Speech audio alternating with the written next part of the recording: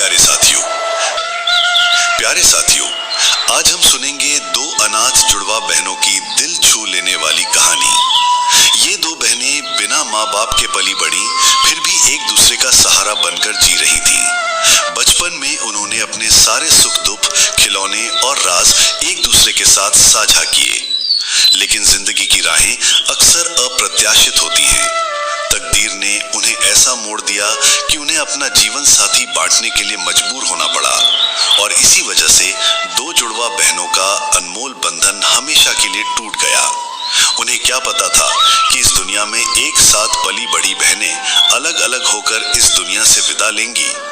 तो चलिए बिना देर किए आज की कहानी शुरू करते हैं। दोनों ने पैदा होते ही माँ को खो दिया और अब अलग अलग पालन पोषण भी होने लगा। एक दादी के पास तो दूसरी नानी के पास। जैसे जैसे दोनों बड़ी होने लगी, एक ही शक्ल, एक ही रंग, एक ही आदत, कुछ तो अलग नहीं था। अगर एक को यहाँ बुखार होता तो दूसरी को भी वहां बुखार आ जाता। दोनों ही डांस में, सिंगिंग में भाग लेती।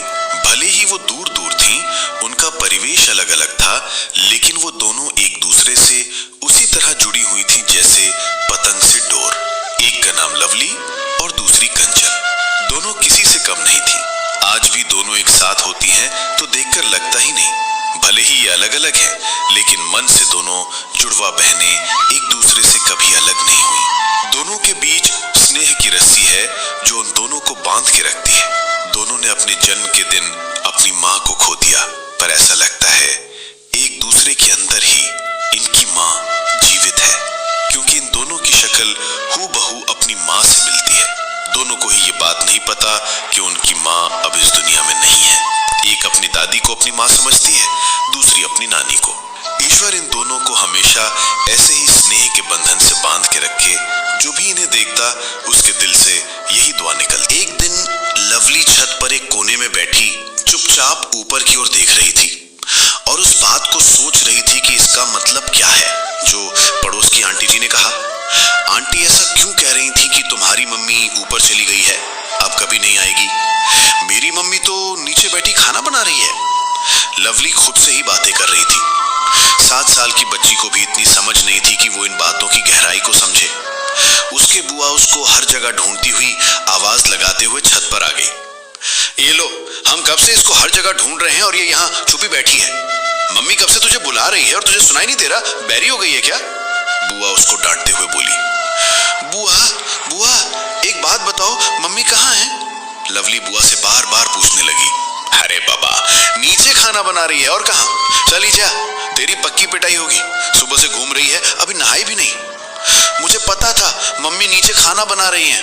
अंशु भैया की मम्मी कितना झूठ बोलती हैं। हमारी माम कहती हैं कि झूठ नहीं बोलना चाहिए, पाप लगता है। अब उनको पाप लगेगा। वो अपनी ही धुन में बोले जा रही थी। अच्छा, तो ये बात परेशान कर रही है तुझे। बता, क्या झूठ बोल रही थी अंशु की मम्मी? उसकी बुआ मुस्कुराते हुए बोली।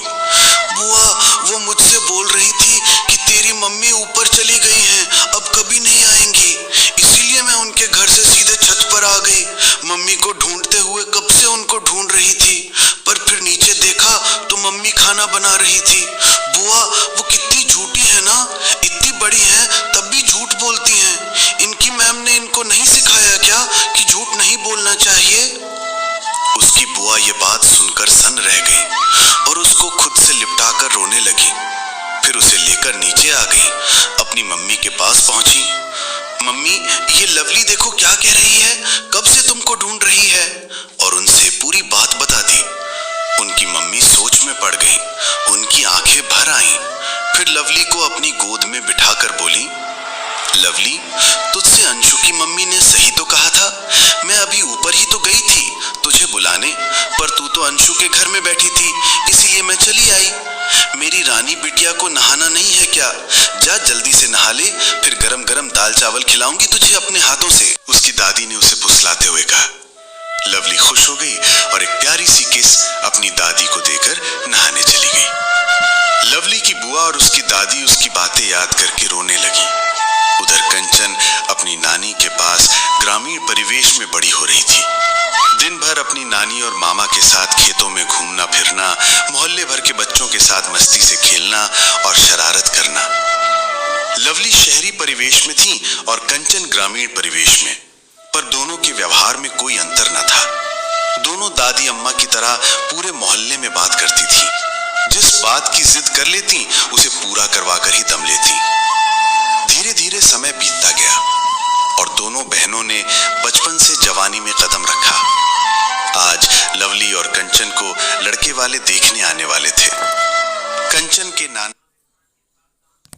के पूरे परिवार से घर खचाखच भरा हुआ था। दोनों बहनों की शक्ल तो एक ही थी। आज दोनों ने एक जैसे कपड़े भी पहन रखे थे। दोनों बिल्कुल एक जैसी लग रही थी। लड़की और लड़के दोनों के परिवार आमने सामने बैठे हुए थे। तभी नाश्ता लेकर दोनों बहनें एक साथ आईं। दोनों ने आज तय किया था कि आज इन लोगों को उन्हें परेशान करना है, क्योंकि अभी वो दोनों शादी नहीं करना चाहती थी, वो पढ़ना चाहती थी। पर आंगन में आकर लवली को झटका लगा। जो लड़का कंचन को देखने आया था वो लवली का फेसबुक फ्रेंड अनुराग था। वो उससे काफी समय से बात कर रही थी और मन ही मन उसे पसंद भी करने लगी थी। लेकिन वो लड़का इस बात से अनजान था।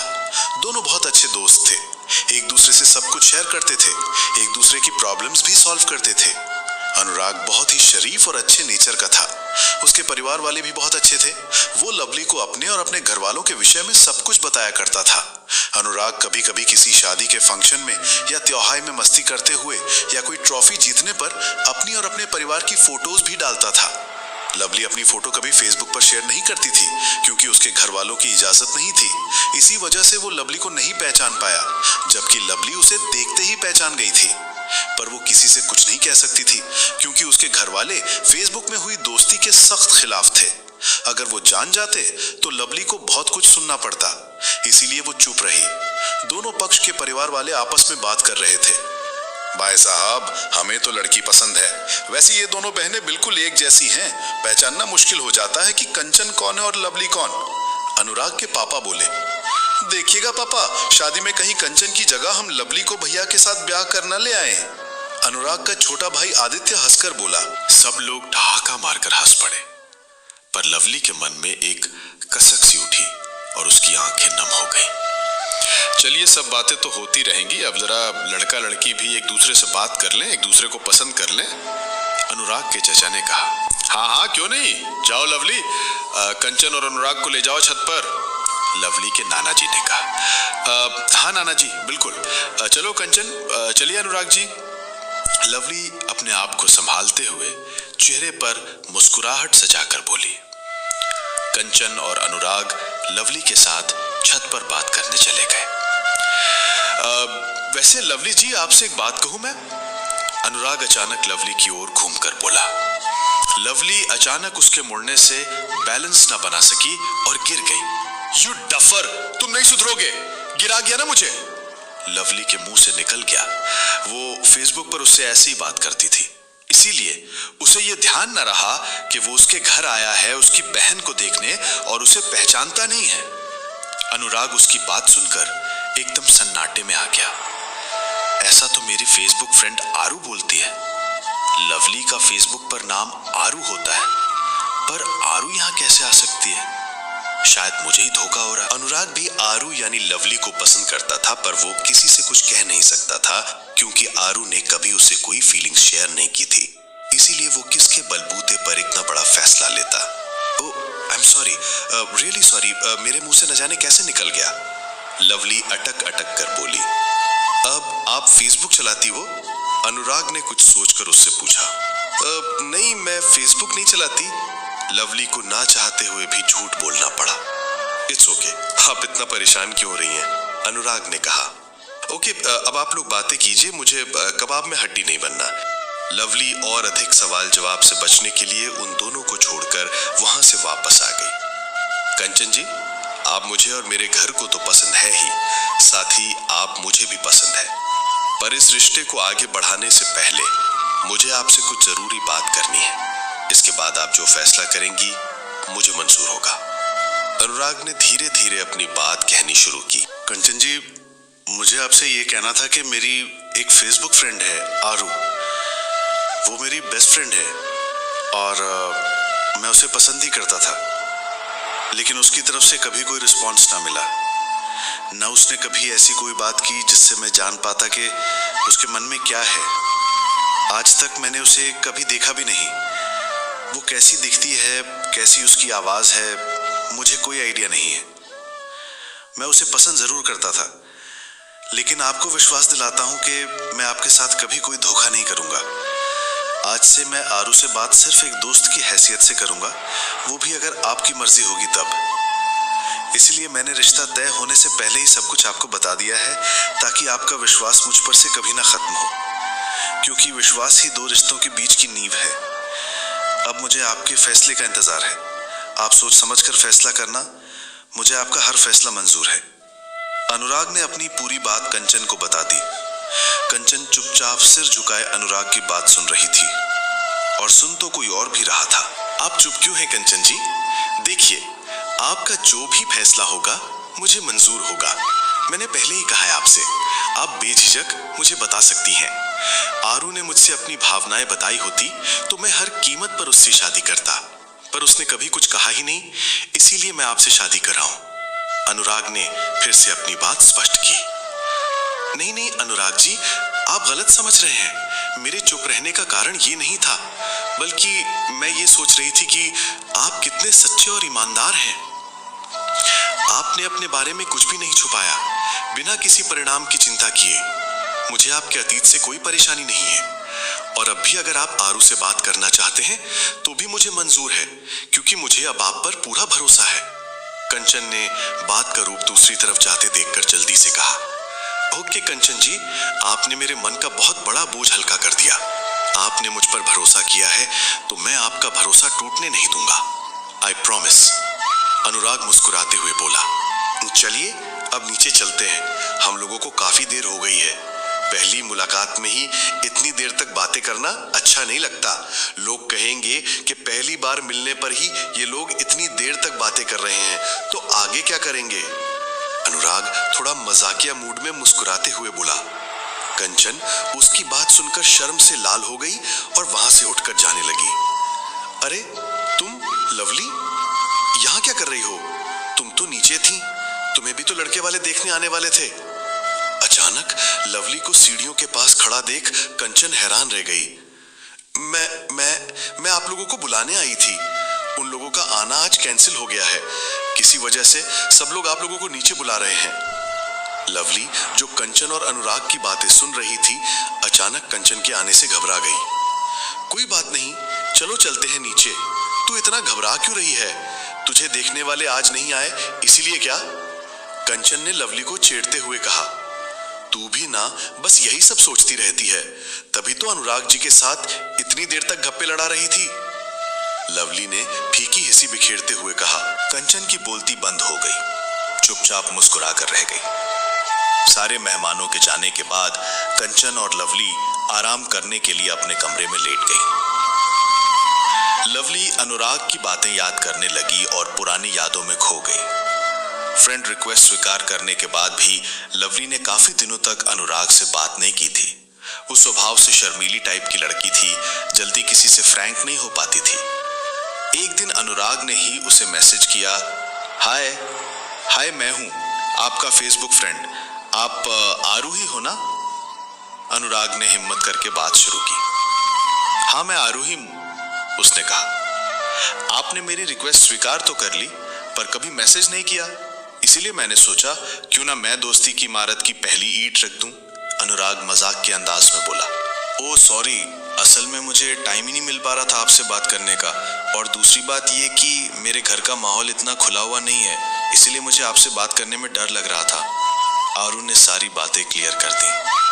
ओह, यानी कि बाबा आदम के जमाने की फैमिली है आपकी? अनुराग हंसकर बोला। माइंड योर लैंग्वेज मिस्टर अनुराग, मेरी फैमिली के बारे में ये सब कहने का अधिकार नहीं है आपका। आरू गुस्से से बोली। अरे आप तो नाराज हो गई, मैंने सिर्फ मजाक किया था। आई एम रियली सॉरी अगर आपको बुरा लगा हो तो। आरू ने कोई जवाब नहीं दिया, वो ऑफलाइन हो गई। अब अनुराग परेशान हो गया। वो पहले ही दिन आरू से इतना अटैच हो गया था कि उससे बात किए बिना अब नहीं रह सकता। उसने सॉरी का मैसेज तक भेजा, जब तक हार कर आरू ने उससे बात करना फिर से शुरू नहीं किया। ओके, अब आप सॉरी ना बोलें, मुझे आपसे बात करना मंजूर है, बताइए। आरू हार मानकर बोली। थैंक गॉड आप मान गई, वरना मुझे तो यही लगा कि इस जन्म में मैं सॉरी का जाप करते करते ही भगवान को प्यारा हो जाऊंगा। अनुराग की एक्टिंग चरम पर थी। अच्छा बस बहुत ड्रामा कर चुके हैं आप, आरू हंसते हुए बोली। आप हंस रही हैं मुझ गरीब पर? अनुराग की एक्टिंग खत्म होने का नाम ही नहीं ले रही थी। मैं नहीं तो, और हम दोनों तो केवल मैसेज से बात कर रहे हैं, आपको कैसे अंदाजा लगा कि मैं हंस रही थी? आरू के आश्चर्य का ठिकाना नहीं था, क्योंकि मैं अंतर्यामी हूं, सब जान जाता हूं, और आप तो फिर भी मेरी फ्रेंड बन गई हो। अनुराग ने फर्जी कॉलर झाड़ा। अच्छा अंतर्यामी जी, आप बाद में बात करें, अगर आपकी इजाजत हो तो मुझे अब पढ़ाई करनी है। आरू ने हाथ जोड़कर कहा। ओके इजाजत है, आप जा सकती हैं, लेकिन एक शर्त पर। अनुराग बोला। अब क्या हुआ? आरू को तो पता था कि कुछ ना कुछ इसके दिमाग में चल रहा होगा। कल हम इसी टाइम पर फिर से बात करेंगे, अगर मंजूर हो तो जाइए, वरना जाने नहीं दूंगा आपको। अनुराग पता नहीं क्यों उस पर हक जमा कर बोला। ठीक है, लेकिन आप मेरी फैमिली के बारे में कुछ भी नहीं कहेंगे, मुझे पसंद नहीं है। मैं अपनी फैमिली से बहुत प्यार करती हूँ। आरू ने उसे वार्निंग देते हुए कहा। तौबा, मेरी इतनी हिम्मत, कभी भूल कर भी नहीं। बंदा एक ही बार गलती करता है, बार बार नहीं। अनुराग ने अपने कानों को हाथ लगाया। ओके तब ठीक है, बाय, कल मिलेंगे फेसबुक पर। आरू ने मुस्कुराते हुए कहा। आज उसे बहुत अच्छा लग रहा था, वो बहुत खुश थी। उसे लग रहा था मानो उसको कोई समझाने वाला, उसे मनाने वाला दोस्त मिल गया है। उसकी फैमिली भले ही उसे नहीं बताती थी कि उसकी मम्मी अब इस दुनिया में नहीं है, पर वो अब बड़ी हो गई थी और ये बात जानती थी कि जिसे वो मम्मी कहती है वो उसकी असली मम्मी नहीं बल्कि उसकी दादी है। उसे अपनी मम्मी की बहुत याद आती थी। अपने अंदर हो रहे परिवर्तनों को वो सिर्फ अपनी माँ से ही शेयर कर सकती थी। दादी बूढ़ी हो गई थी और बुआ की शादी हो चुकी थी। दोनों चाचा की शादी हो चुकी थी और दोनों चाची जो आई थी उन्होंने घर में कलह मचा रखा था। इसीलिए वो अपने मन की बात किसी से नहीं कह पाती।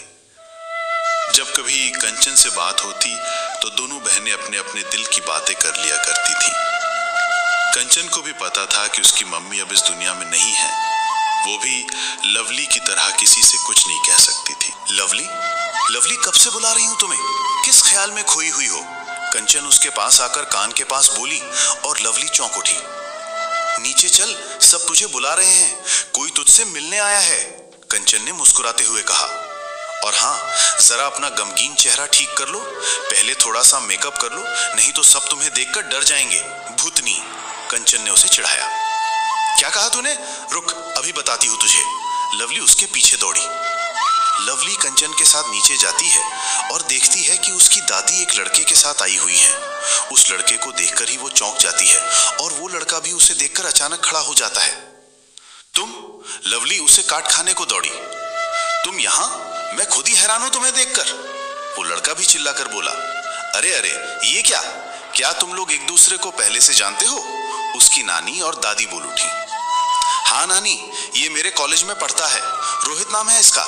एक नंबर का बदतमीज और घमंडी लड़का है, अपने आगे किसी को कुछ समझता ही नहीं, हमेशा मुझसे टकराता ही रहता है, मेरे पीछे हाथ धोकर पड़ा रहता है। लवली के मुंह से रोहित के लिए फूल ही फूल झड़ रहे थे। हाँ, जैसे तुम खुद तो कुछ करती ही नहीं, मेरे हर एक काम में टांग अड़ाना अपना फर्ज समझती हो।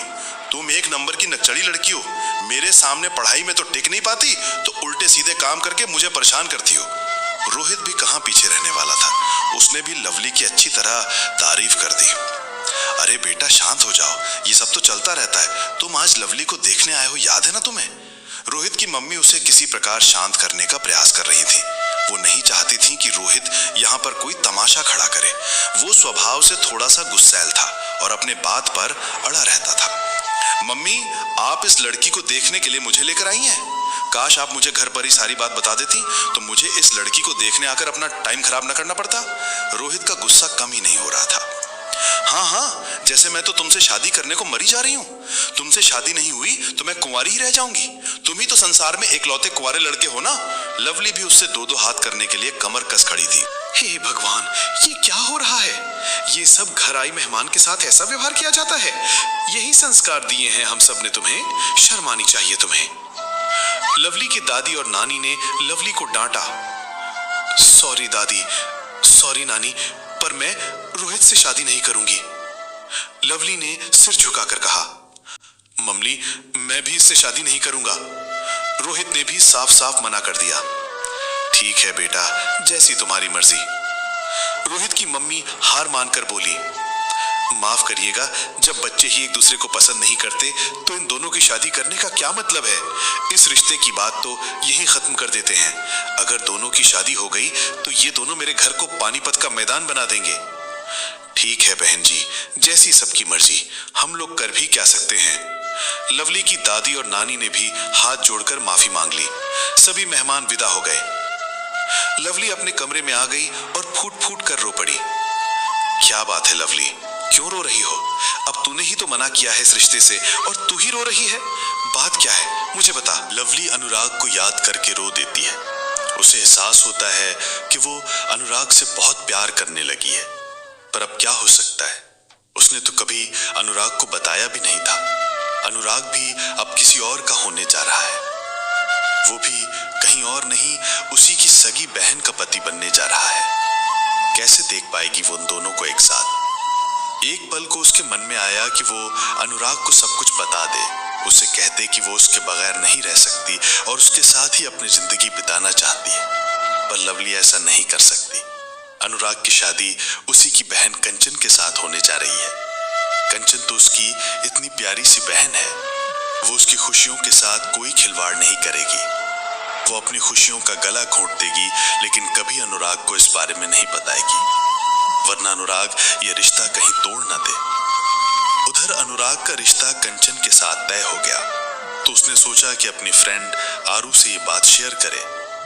उसका मन तो कुछ और था, वो तो आरू को अपनी जीवन संगिनी बनाना चाहता था, लेकिन ईश्वर को शायद ये मंजूर नहीं था और उसका रिश्ता कंचन के साथ तय हो गया। अब वो चाहता था कि आरू के साथ उसकी दोस्ती बनी रहे।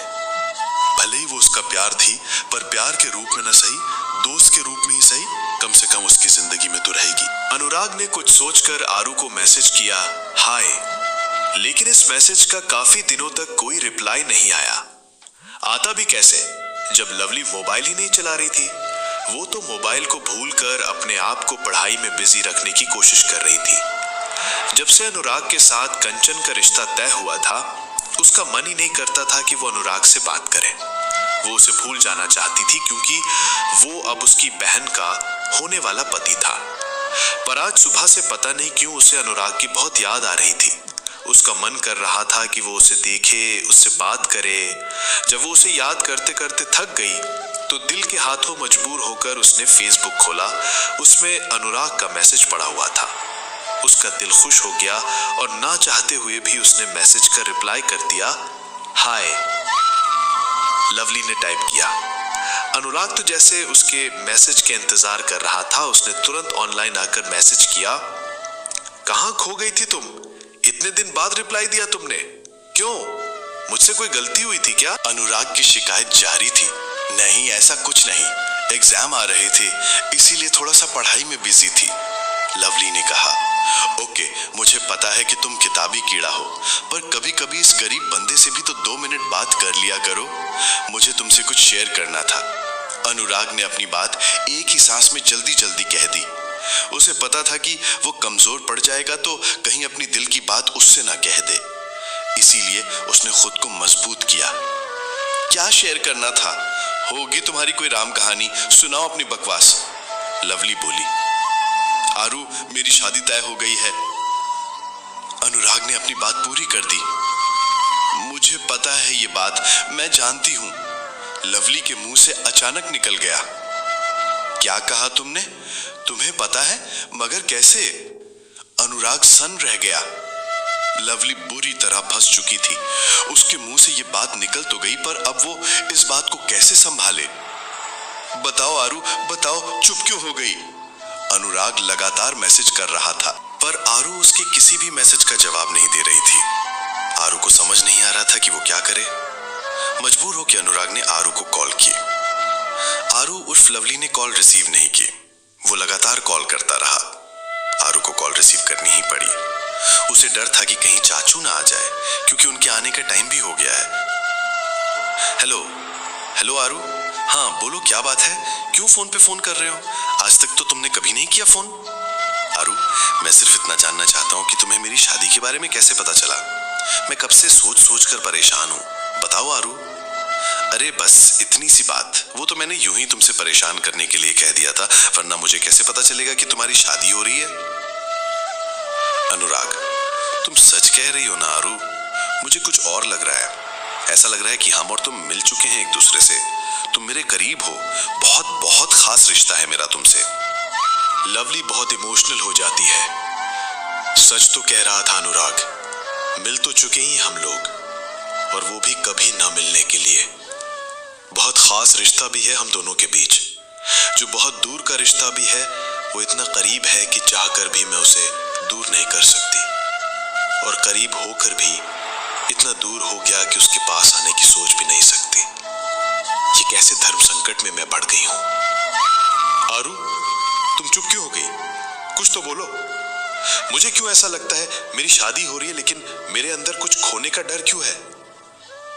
तुम मेरी बेस्ट फ्रेंड हो, मैं तुमसे सब कुछ शेयर करता हूं, लेकिन मुझे ऐसा लगता है जैसे ही शादी के बाद मैं तुम्हें खो देने वाला हूं। जो होने वाला है उसका एहसास अनुराग को पहले से ही है। ऐसा क्यों है? क्या अनुराग भी मुझसे प्यार करता है मेरी तरह? वो भी मुझे भूल नहीं पा रहा? क्या उसके मन में भी मेरे लिए फीलिंग्स है? आरू, क्या हुआ तुम्हें? तुम मेरी किसी बात का जवाब क्यों नहीं दे रही? मैं बहुत परेशान हूं, प्लीज मुझे बताओ ऐसा क्यों हो रहा है? लवली अपने आप को संभाल लेती है और अनुराग को समझाने का फैसला करती है, क्योंकि कुछ भी हो, अनुराग अब उसकी बहन का होने वाला पति था। लवली हंसते हुए कहती है, जनाब की शादी तय हो गई, तब भी अपनी शैतानी से बाज नहीं आ रहे। अरे ओ बुद्धूराम, अब तुम ये सोचना बंद करो कि तुम्हें क्या फील हो रहा है और क्या नहीं। अब ये सोचो कि मेरी होने वाली दुल्हन के लिए क्या एहसास होने चाहिए। अब तुम मुझसे बात करना भी बंद करो, नहीं तो तुम्हारी होने वाली बीवी तुम्हारे कान पकड़ लेगी। समझे मिस्टर अनुराग? अनुराग, ओके मोहतरमा, जैसा आपका हुक्म, पर एक वादा करो मुझसे। लवली, अब कौन सा वादा? अनुराग, आरू तुम मुझसे वादा करो कि शादी के बाद भी हम दोनों दोस्त रहेंगे, अपनी दोस्ती कभी नहीं तोड़ेंगे, चाहे कुछ भी हो। हम लोग हर बात एक दूसरे से शेयर करेंगे, कभी एक दूसरे को भूलेंगे नहीं। लवली, अरे अरे, एक साथ इतनी सारी फरमाइशें, जरा सांस तो ले लो। ठीक है, जैसा तुम कहोगे वैसा ही होगा। तुम्हारे जैसे बुद्धूराम को कौन भूल सकता है? मेरी कयामत आई है क्या जो मैं तुम्हें भूल जाऊं? लेकिन ये बताओ, तुम्हारे अंदर क्या खासियत है जिससे तुम जैसे पागल दोस्त को याद रखना पड़े? बताओ बताओ। केवल दिमाग चाटते रहते हो मेरा। खुद के पास तो दिमाग है नहीं, इसीलिए मेरे दिमाग को चाट चाट कर अपनी मेमोरी बढ़ाते रहते हो। अनुराग, अच्छा, तुझसे ज्यादा दिमाग तो एक चुईया में होता है। चल अब रख फोन, बहुत दिमाग खा लिया मेरा चुईया कहीं की। लवली, क्या कहा? मुझे चुईया? अपनी शक्ल देखी आईने में, बिल्कुल बंदर लगते हो। जाने क्या देखकर तुम्हारी होने वाली बीवी ने तुम्हें पसंद कर लिया, मैं तो कभी पसंद ना करूं। इतना कहकर लवली ने फोन रख दिया। वो जानती थी कि अनुराग उसे लंबी चौड़ी सुनाने वाला है।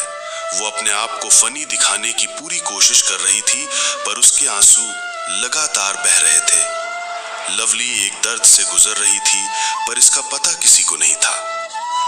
अनुराग को एहसास होता है इस बात का।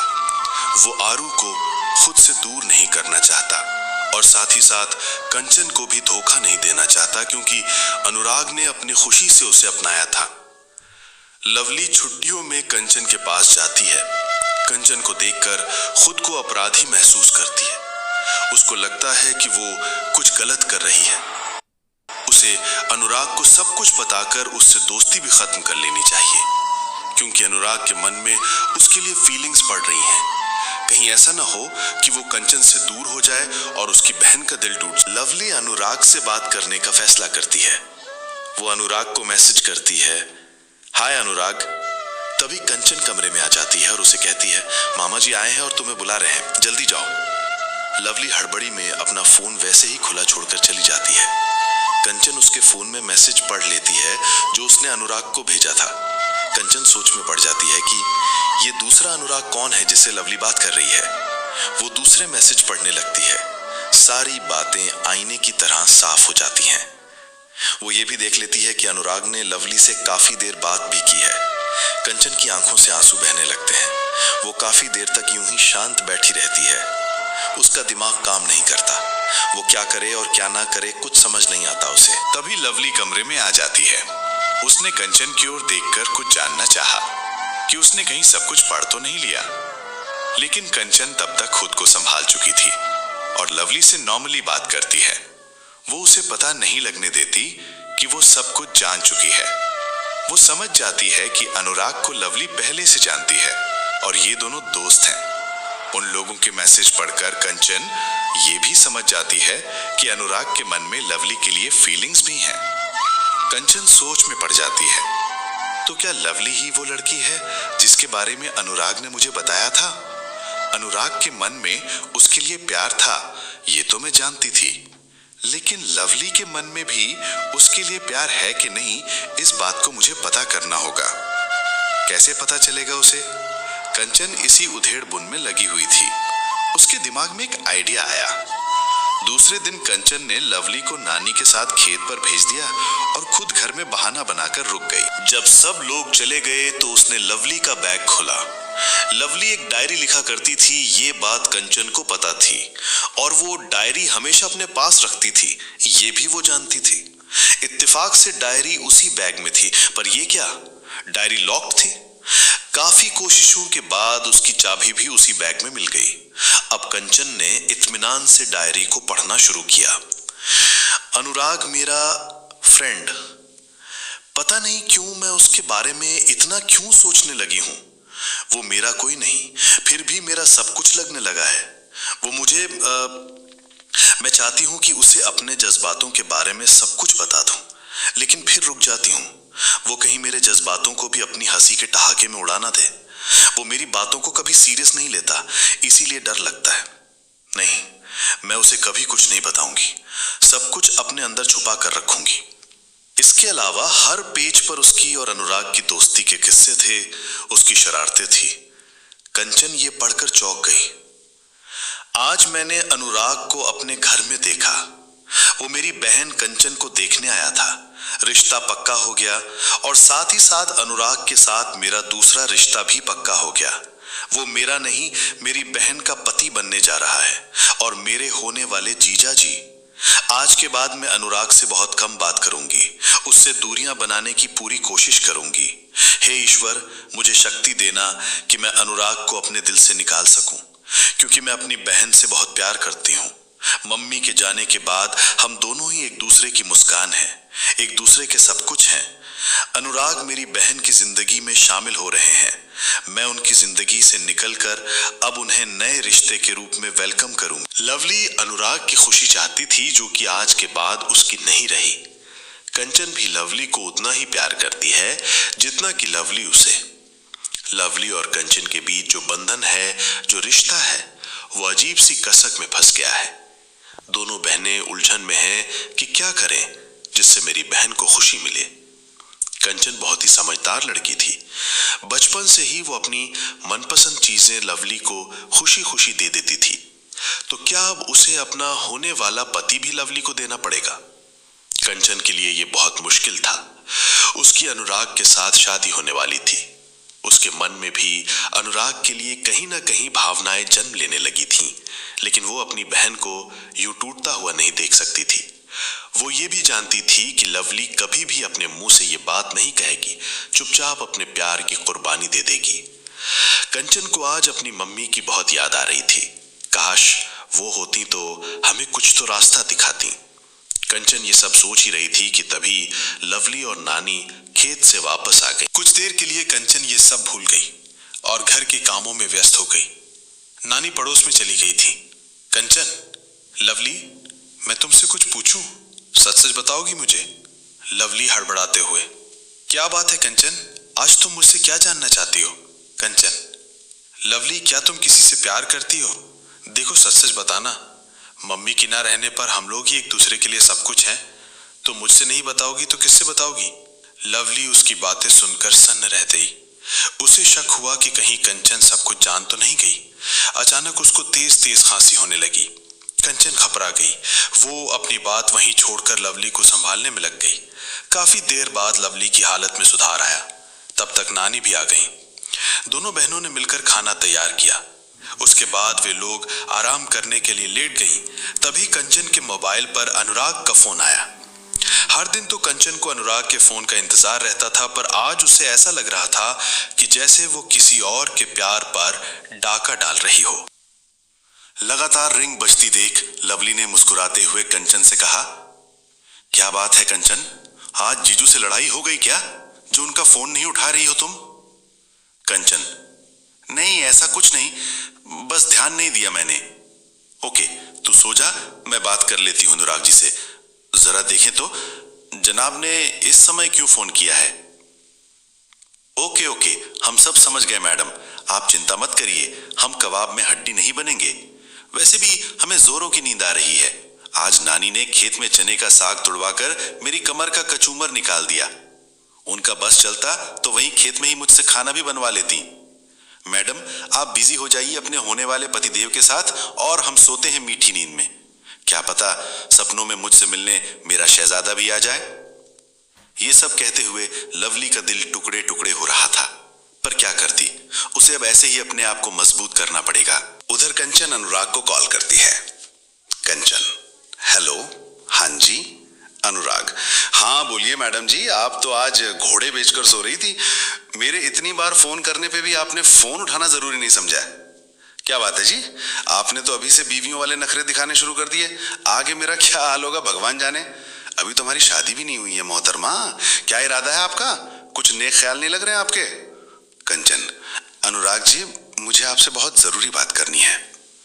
अनुराग, मैडम पहले आप हमारी बात सुनिए। आप तो अब सारी जिंदगी मेरा सर खाने वाली हैं। इस नाचीज के पार तो बोलने के लिए अभी का ही टाइम है। शादी के बाद तो मैं वैसे भी हस्बैंड बन जाऊंगा और मेरे उठने बैठने बोलने हंसने सब पर बैन लग जाएगा, और वो भी फेविकोल सा मजबूत बैन। कंचन को हंसी आ जाती है। अनुराग की जिंदा दिली और फनी बातें उसे हमेशा आकर्षित करती थी। वो उसकी बातों में खो जाती थी। बस उसका मन करता था कि वो बोलता रहे और वो सुनती रहे। उसे अपने ऊपर गर्व होता था कि अनुराग उसका पति बनने जा रहा है। पर जब से उसे सारी असलियत पता लगी है, वो खुलकर जी भी नहीं पाती। एक तरफ अनुराग जैसा पति मिलने का सौभाग्य, दूसरी तरफ अपनी प्यारी बहन लवली की खुशियां। वो किस रास्ते को चुने, यही सोच में डूबी हुई थी कि अनुराग की आवाज सुनाई दी। हेलो मैडम, क्या मैं आपको एफएम रेडियो का एंकर लगता हूं जो आप केवल सुने जा रही हैं? अरे कम से कम अपनी फरमाइश बता दीजिए बीच बीच में। एंकर जी, मुझे इस फिल्म का ये गाना सुनना है, कंचन ने मुस्कुराते हुए कहा। अच्छा, अब एंकर बाजी छोड़िए, सोना नहीं है क्या आपको? रात बहुत हो चुकी है, जाइए आराम कीजिए, मैं फोन रखती हूं अब। अनुराग, अरे अरे मोहतरमा, ऐसा गजब मत करना, वरना इस नाचीज बेजुबान सीधे साधे बच्चे के ऊपर मम्मी पापा की इतनी चप्पलें पड़ेंगी कि सगाई में अनुराग नहीं उसका भूत बनकर आ पाऊंगा। कंचन हंसते हुए, क्यों, क्या हुआ, चप्पलों की सौगात क्यों मिलेगी आपको? अरे मम्मी ने आप सबको यह बताने के लिए फोन किया था कि कल मम्मी पापा सगाई की तारीख तय करने आ रहे हैं। मैंने दिन में कई बार लैंडलाइन पर कॉल की, पर उधर किसी ने फोन नहीं उठाया, इसीलिए मैंने अपनी होने वाली मैडम को इतनी रात को तकलीफ दी है। कंचन के मुंह से कुछ नहीं निकलता। वो फिर से सोच में पड़ जाती है। अनुराग, ओके मोहतरमा, मुझे पता है कि अभी आप शर्माई और नर्वस होंगी, पर यह सब देखने के लिए अभी बंदे के पास टाइम नहीं है, क्योंकि अब मुझे बहुत जोरों की नींद आ रही है। इससे पहले कि निंदिया रानी किसी महबूबा की तरह मुझसे रूठ जाए, मैं चलता हूं निंदिया रानी की बाहों में। Good night dear. कंचन के कुछ भी कहने से पहले अनुराग फोन रख देता है। कंचन उससे कुछ भी नहीं कह पाती। वो लवली के पास आ जाती है। लवली गहरी नींद में सो रही होती है। उसका मासूम बच्चों जैसा चेहरा एकदम शांत था। चेहरे पर दर्द भरी मुस्कान थी, मानो वो अपनी सबसे प्यारी चीज, अपने सबसे प्यारे व्यक्ति को खुशी से दे रही है। न कोई जलन, न कोई शिकवा, न नफरत। अचानक लवली सपने में ही रो पड़ती है। नहीं, मत जाओ अनुराग, मैं कैसे रहूंगी तुम्हारे बिना। कंचन उसकी बड़बड़ाती हुई आवाज सुन रही थी और खुद भी बेआवाज रो रही थी। कितना बेबस हो जाता है इंसान, भला वो भुला भी नहीं सकता। उसे अपनाना अपना चाहकर भी अपना नहीं सकता। उसे दूर खड़ी उसकी खुशियां बुलाती हैं और पीछे से तन्हाई रोक लेती है। एहसासों के कच्चे धागे इतने नाजुक होते हैं कि हल्के से झटके से इनके टूटने का डर लगा रहता है। यही हाल लवली और कंचन के साथ भी था। दोनों ही एहसासों से जुड़ी हुई थीं, एक ही शख्स के प्रेम बंधन में बंधी थीं। वो दोनों एक ही शख्स उन दोनों का ख्वाब था, वही उन दोनों बहनों की मंजिल था। दोनों ही उसे बेइंतहा प्यार करती थीं, पर वो कोई बाजार की चीज नहीं था कि उसे दोनों आधा आधा बांट लें। वो तो एक जीता जागता इंसान था, लेकिन वो किसका अनुराग था ये तो वक्त ही बता पाएगा। अनुराग के मम्मी पापा आज कंचन के घर सगाई डेट फिक्स करने आ रहे हैं। कंचन सुबह से उधेड़बुन में थी। अनुराग पता नहीं कहां बिजी था, उसका फोन ही नहीं लग रहा था। वो अनुराग को सब कुछ बता देना चाहती थी। इधर अनुराग आरू उर्फ लवली से मन ही मन बातें कर रहा था। उसकी आंखों से आंसू गिर रहे थे। एक फनी सा दिखने वाला इंसान इतना भावुक भी हो सकता है, ये कौन जानता था। हारू, आज मैं तुम्हें बहुत मिस कर रहा हूं। तुमने मुझे समझाया था ना कि अब मैं सिर्फ कंचन के बारे में सोचूं, पर मैं क्या करूं, मुझे आज खुद पे नियंत्रण नहीं है। कितनी अजीब बात है ना। तुम कहा करती थी कि अनुराग तुम कभी सीरियस मूड में भी होते हो या नहीं, तो आकर देखो ना आरू, मैं तुम्हारे लिए रो रहा हूं। आज मेरी आंखें भी नम हैं, मेरे दिल का गम आंसुओं के रास्ते आंखों से निकल रहा है। मेरे होठों पर भी एक दर्द भरी मुस्कान है। तुमको मैंने कभी नहीं देखा, पर किसी से रिश्ता बनाने के लिए देखने की नहीं, महसूस करने की जरूरत होती है। उसे समझने के लिए एक खास लम्हे की जरूरत होती है, और उसी लम्हे की कैद में आकर बहुत से अनजान लोग एक दूसरे के राजदार बन जाते हैं, हमेशा के लिए अपने बन जाते हैं। ये रिश्ता है मेरा और तुम्हारा। मैं जितना तुम्हें भुलाने की कोशिश करता हूँ, उतना ही और करीब आ जाता हूँ। मेरी सगाई होने वाली है कंचन के साथ, यह न्याय है, पर मैं मजबूर हूँ। Aaru, miss you very much, I miss you. Anurag ये कहते कहते रो पड़ा। उसे नहीं पता था कि आरू दिखती कैसी है, लेकिन उसके ख्वाबों में वो हमेशा आती। अनुराग जाने कब तक अपनी आरू की यादों में खोया रहता है और उसके साथ ख्वाब में बिताए पलों को याद करता है। तभी उसकी मम्मी लगातार आवाज देते हुए कमरे में आ जाती। अनुराग, किस सोच में डूबा हुआ है? मैं कब से तुझे आवाज दे रही हूं। हमें आज कंचन के घर जाना है, तुझे भी चलना है तो बोल। अनुराग की मम्मी बोली। अनुराग, नहीं मम्मी, आप जाओ, मुझे कुछ काम है, मैं नहीं जा पाऊंगा। मम्मी, ओके ठीक है बेटा, जैसे तेरी मर्जी। अनुराग के मम्मी पापा कंचन के घर के लिए चल देते हैं। अनुराग के मम्मी पापा कंचन के घर जाते हैं और सभी लोगों की सहमति से सगाई की तारीख पक्की की जाती है। अगले हफ्ते अनुराग और कंचन की सगाई होने वाली थी। अनुराग के स्वभाव, उसके रहन सहन, उसके हाई लेवल के फैमिली स्टेटस ने एक बहन का बंधन कमजोर कर दिया था। कंचन उसकी फैमिली का स्टेटस देख सगाई के लिए मना नहीं पाई और ना ही किसी को लवली और अनुराग के विषय में कुछ बताया। लवली चुपचाप अपने ख्वाबों को, अपने प्यार को किसी और का होते हुए देख रही थी, जिससे वो उसे छीन भी नहीं सकती थी, क्योंकि वो कोई गैर नहीं, उसकी सगी बहन थी। उसने अपने आंसुओं को अपने दिल में ही दफन कर दिया और खुद से एक वादा किया, नहीं, अब मैं नहीं रोऊंगी, अनुराग के लिए कभी याद नहीं करूंगी। अगर उसके मन में मेरे लिए थोड़ा सा भी एहसास होता तो वो एक बार तो मुझसे अपने दिल की बात जरूर कहता, मुझसे अपने प्यार का इजहार करता, पर उसके मन में ऐसा कुछ भी नहीं था। वो सिर्फ मुझे अपनी बेस्ट फ्रेंड समझता है और कुछ नहीं। लवली ने बेदर्दी से अपनी आंखों से बह रहे आंसुओं को रगड़ कर रोक दिया, मानो अब वो उन्हें अपनी आंखों में बिल्कुल जगह नहीं देना चाहती हो। लवली ने खुशी खुशी कंचन की सगाई की तैयारी में भाग लेना शुरू कर दिया। शॉपिंग, मैचिंग ड्रेस, सगाई का लहंगा, सब कुछ अपनी पसंद से लिया। कंचन ये सब देखकर कुछ समय के लिए शर्मिंदा हो गई, लेकिन अनुराग का जादू उसके ऊपर फिर से हावी होने लगा और वो कमजोर हो गई। सगाई का दिन भी आ गया। अनुराग आज बहुत सुंदर और स्मार्ट लग रहा था। हैंडसम तो पहले से ही था, लेकिन आज ऐसा लग रहा था कि दुनिया का मोस्ट डैशिंग इंसान यही है। कंचन कंचन और लवली की साइज और स्टाइल तो हूबहू एक जैसी थी। हर बार दोनों बहनें किसी भी फंक्शन के लिए एक जैसी ही ड्रेस खरीदा करती थी, लेकिन ये तो कंचन की सगाई का दिन था। कंचन पिंक और ऑरेंज कलर के कॉम्बिनेशन के खूबसूरत लहंगे में एकदम आसमान से उतरी हुई परी लग रही थी। लवली भी अपनी पहनी ड्रेस में सादगी की मूरत बनी उदास हिरनी की तरह इधर उधर काम कर रही थी।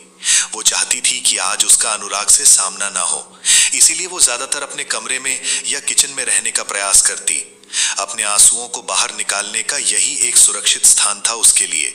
वो यूं ही अपने दिल को समझा रही थी। तभी उसकी दादी ने उसे आवाज दी, सगाई की रस्म होने जा रही है। वो अपने अंदर के दर्द को छुपाकर मुस्कुराते हुए स्टेज पर आकर खड़ी हो गई। अनुराग पता नहीं क्यों खुश नहीं लग रहा था।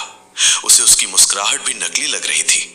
ऐसा लग रहा था मानो वो किसी और का हक किसी और को देने जा रहा हो। Angel One app is built for traders. Open free Demat account today. Investments in securities market are subject to market risks. Read all the related documents carefully.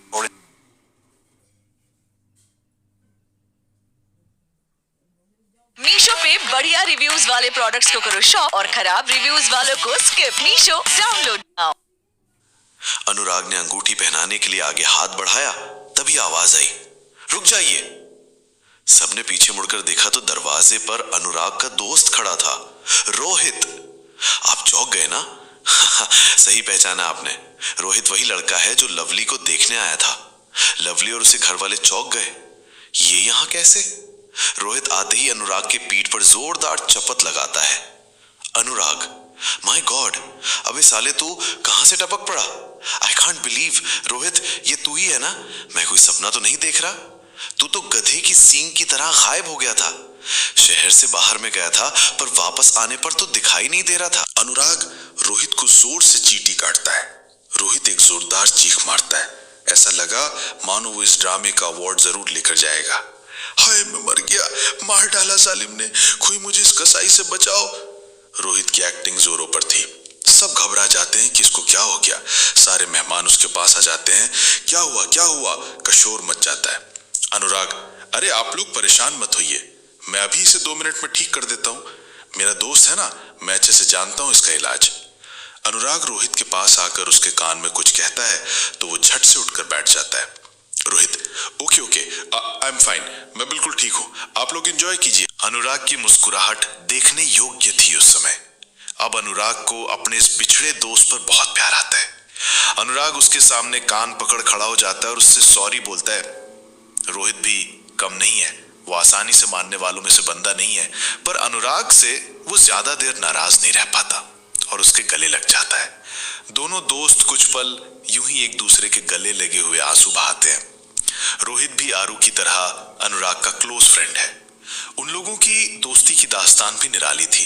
दोनों बचपन के दोस्त थे, लेकिन अनुराग हाई एजुकेशन के लिए शहर से बाहर चला गया था। इसके बाद अनुराग और रोहित का कोई कांटेक्ट नहीं हो पाया। वो तो जब रोहित लवली को देखने आया था, तब घर लौटते समय उसकी मम्मी ने उसे बताया कि लवली की बहन कंचन से अनुराग की शादी की बात तय हुई थी। तब से वो अनुराग को संपर्क करने का प्रयास कर रहा था, लेकिन अनुराग अपनी जॉब के सिलसिले में बाहर गया था, तो उससे कांटेक्ट नहीं हो पाया। जब उसे पता चला कि उसकी आज सगाई है, तो उसके मन में अनुराग को सरप्राइज देने का ख्याल आया। उसने सोचा कि वो अब उसे बिना बताए ही उसकी सगाई में शामिल होकर उसे हैरान कर देगा। रोहित, तू भी ना सुधरने वाला नहीं है। मुझे बताए बिना शहर छोड़कर चला गया और अब मुझे बताए बिना सगाई भी करने जा रहा था। इट्स नॉट फेयर अनुराग। नहीं यार, ऐसा नहीं है, बस कुछ हालात ही ऐसे बन गए कि मैं तुझसे कांटेक्ट नहीं कर पाया।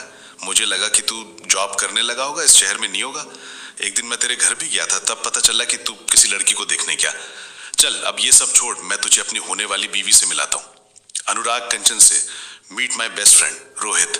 रोहित मुस्कुराता हुआ, तू ये सब रहने दे, मैं सबको जानता हूँ। अनुराग एक बार फिर से चक्कर में पड़ गया कि रोहित कैसे जानता है इस घर को। अनुराग, क्या कहा रोहित तूने? तू इन सबको जानता है? मतलब कैसे? तू क्या यहाँ पहले भी आया है? रोहित, रिलैक्स रिलैक्स, थोड़ा सा पानी पी ले तू। अनुराग, तू आज भी नहीं सुधरा, आज तक वैसे ही है। एक साथ कई सारे सवाल ऐसे करता है कि सामने वाले का सिर चकराकर घूमने लगता है। मुझे तो चक्कर आने लगा तेरे इतने सारे सवालों को सुनकर। क्या कोई दयालु इंसान मुझे एक गिलास जूस पिलाने का कष्ट करेगा? रोहित फिर रिलैक्स होकर कहता है, अच्छा ठीक है, मैं जूस नहीं पीऊंगा। अनुराग तू चिंता मत कर, सबसे पहले तू भाभी को सगाई की अंगूठी पहना दे, क्योंकि भाभी मुझे अपने कबाब की हड्डी समझकर कब से घूर रही हैं। उनके खतरनाक तेवर देखकर मुझे डर के मारे कपकपी सी होने लगी है। लगता है अगर थोड़ी देर और हुई तो कहीं वो अपने नेत्रों की क्रोधाग्नि में मुझे जला न दे और मैं बेचारा खुआरा ही कुर्बान हो जाऊं। भाभी आप चिंता मत करो, मैं कोई विलन नहीं हूं जो आपके अनुराग को आपसे छीन लूंगा। मैं अपना अनुराग आपको दे दूंगा, लेकिन मेरी एक शर्त है। अनुराग, आप क्या शर्त है तेरी? रोहित, ड्रामेबाज, मुझे शादी के बाद एक जोरदार पार्टी चाहिए जो कि 5 स्टार होटल में हो, तभी मैं सगाई की इजाजत दूंगा। और अगर मेरी मांग पूरी नहीं हुई तो मैं इसी स्टेज पर मजनू की तरह अपने कपड़े फाड़कर अपने दुखड़े सुनाऊंगा कि सारे मेहमान सुनो, ये जो कंचन भाभी है ना, मुझसे मेरे अनुराग को छीन रही हैं। अनुराग हाथ जोड़कर, जो हुक्म मेरे आका, आपकी आज्ञा सिरोधारी है। रोहित, या हिफेपुर में, अब कोई टेंशन नहीं, भाभी ले जाइए अपने गुलाम को और जिंदगी भर गुलामी करवाइए। रोहित की ओवर एक्टिंग अपने पूरे स्वभाव पर थी। सारे मेहमान इन दोनों दोस्तों की बातों का मजा ले रहे थे।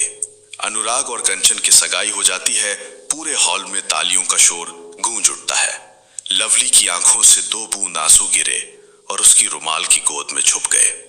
वो किसी काम का बहाना करके अंदर चली गई। कंचन ने उसे जाते देखा तो उसके दिल को धक्का लगा, लेकिन अनुराग के आगे उसने सब कुछ भुला दिया। अनुराग रोहित का कान पकड़ते हुए, अब तो अपने ड्रामेबाजी बंद करेगा या फिर 2-4 लात घुसे खाएगा नाश्ते में? जल्दी से फटाफट शुरू हो जा और अपनी कहानी बता। रोहित कंचन से, देहा भाभी, ये दोस्त के नाम पर बदनुमा धब्बा है, मुझ पर ऐसा रौब दिखाता है जैसे इसकी बीवी आप नहीं मैं हूं, बचकर रहिएगा आप, इसका कोई भरोसा नहीं। कंचन मुस्कुराते हुए, ओके देवर जी, चलिए आप मत बताइए, मैं ही बता देती हूँ आपका राज।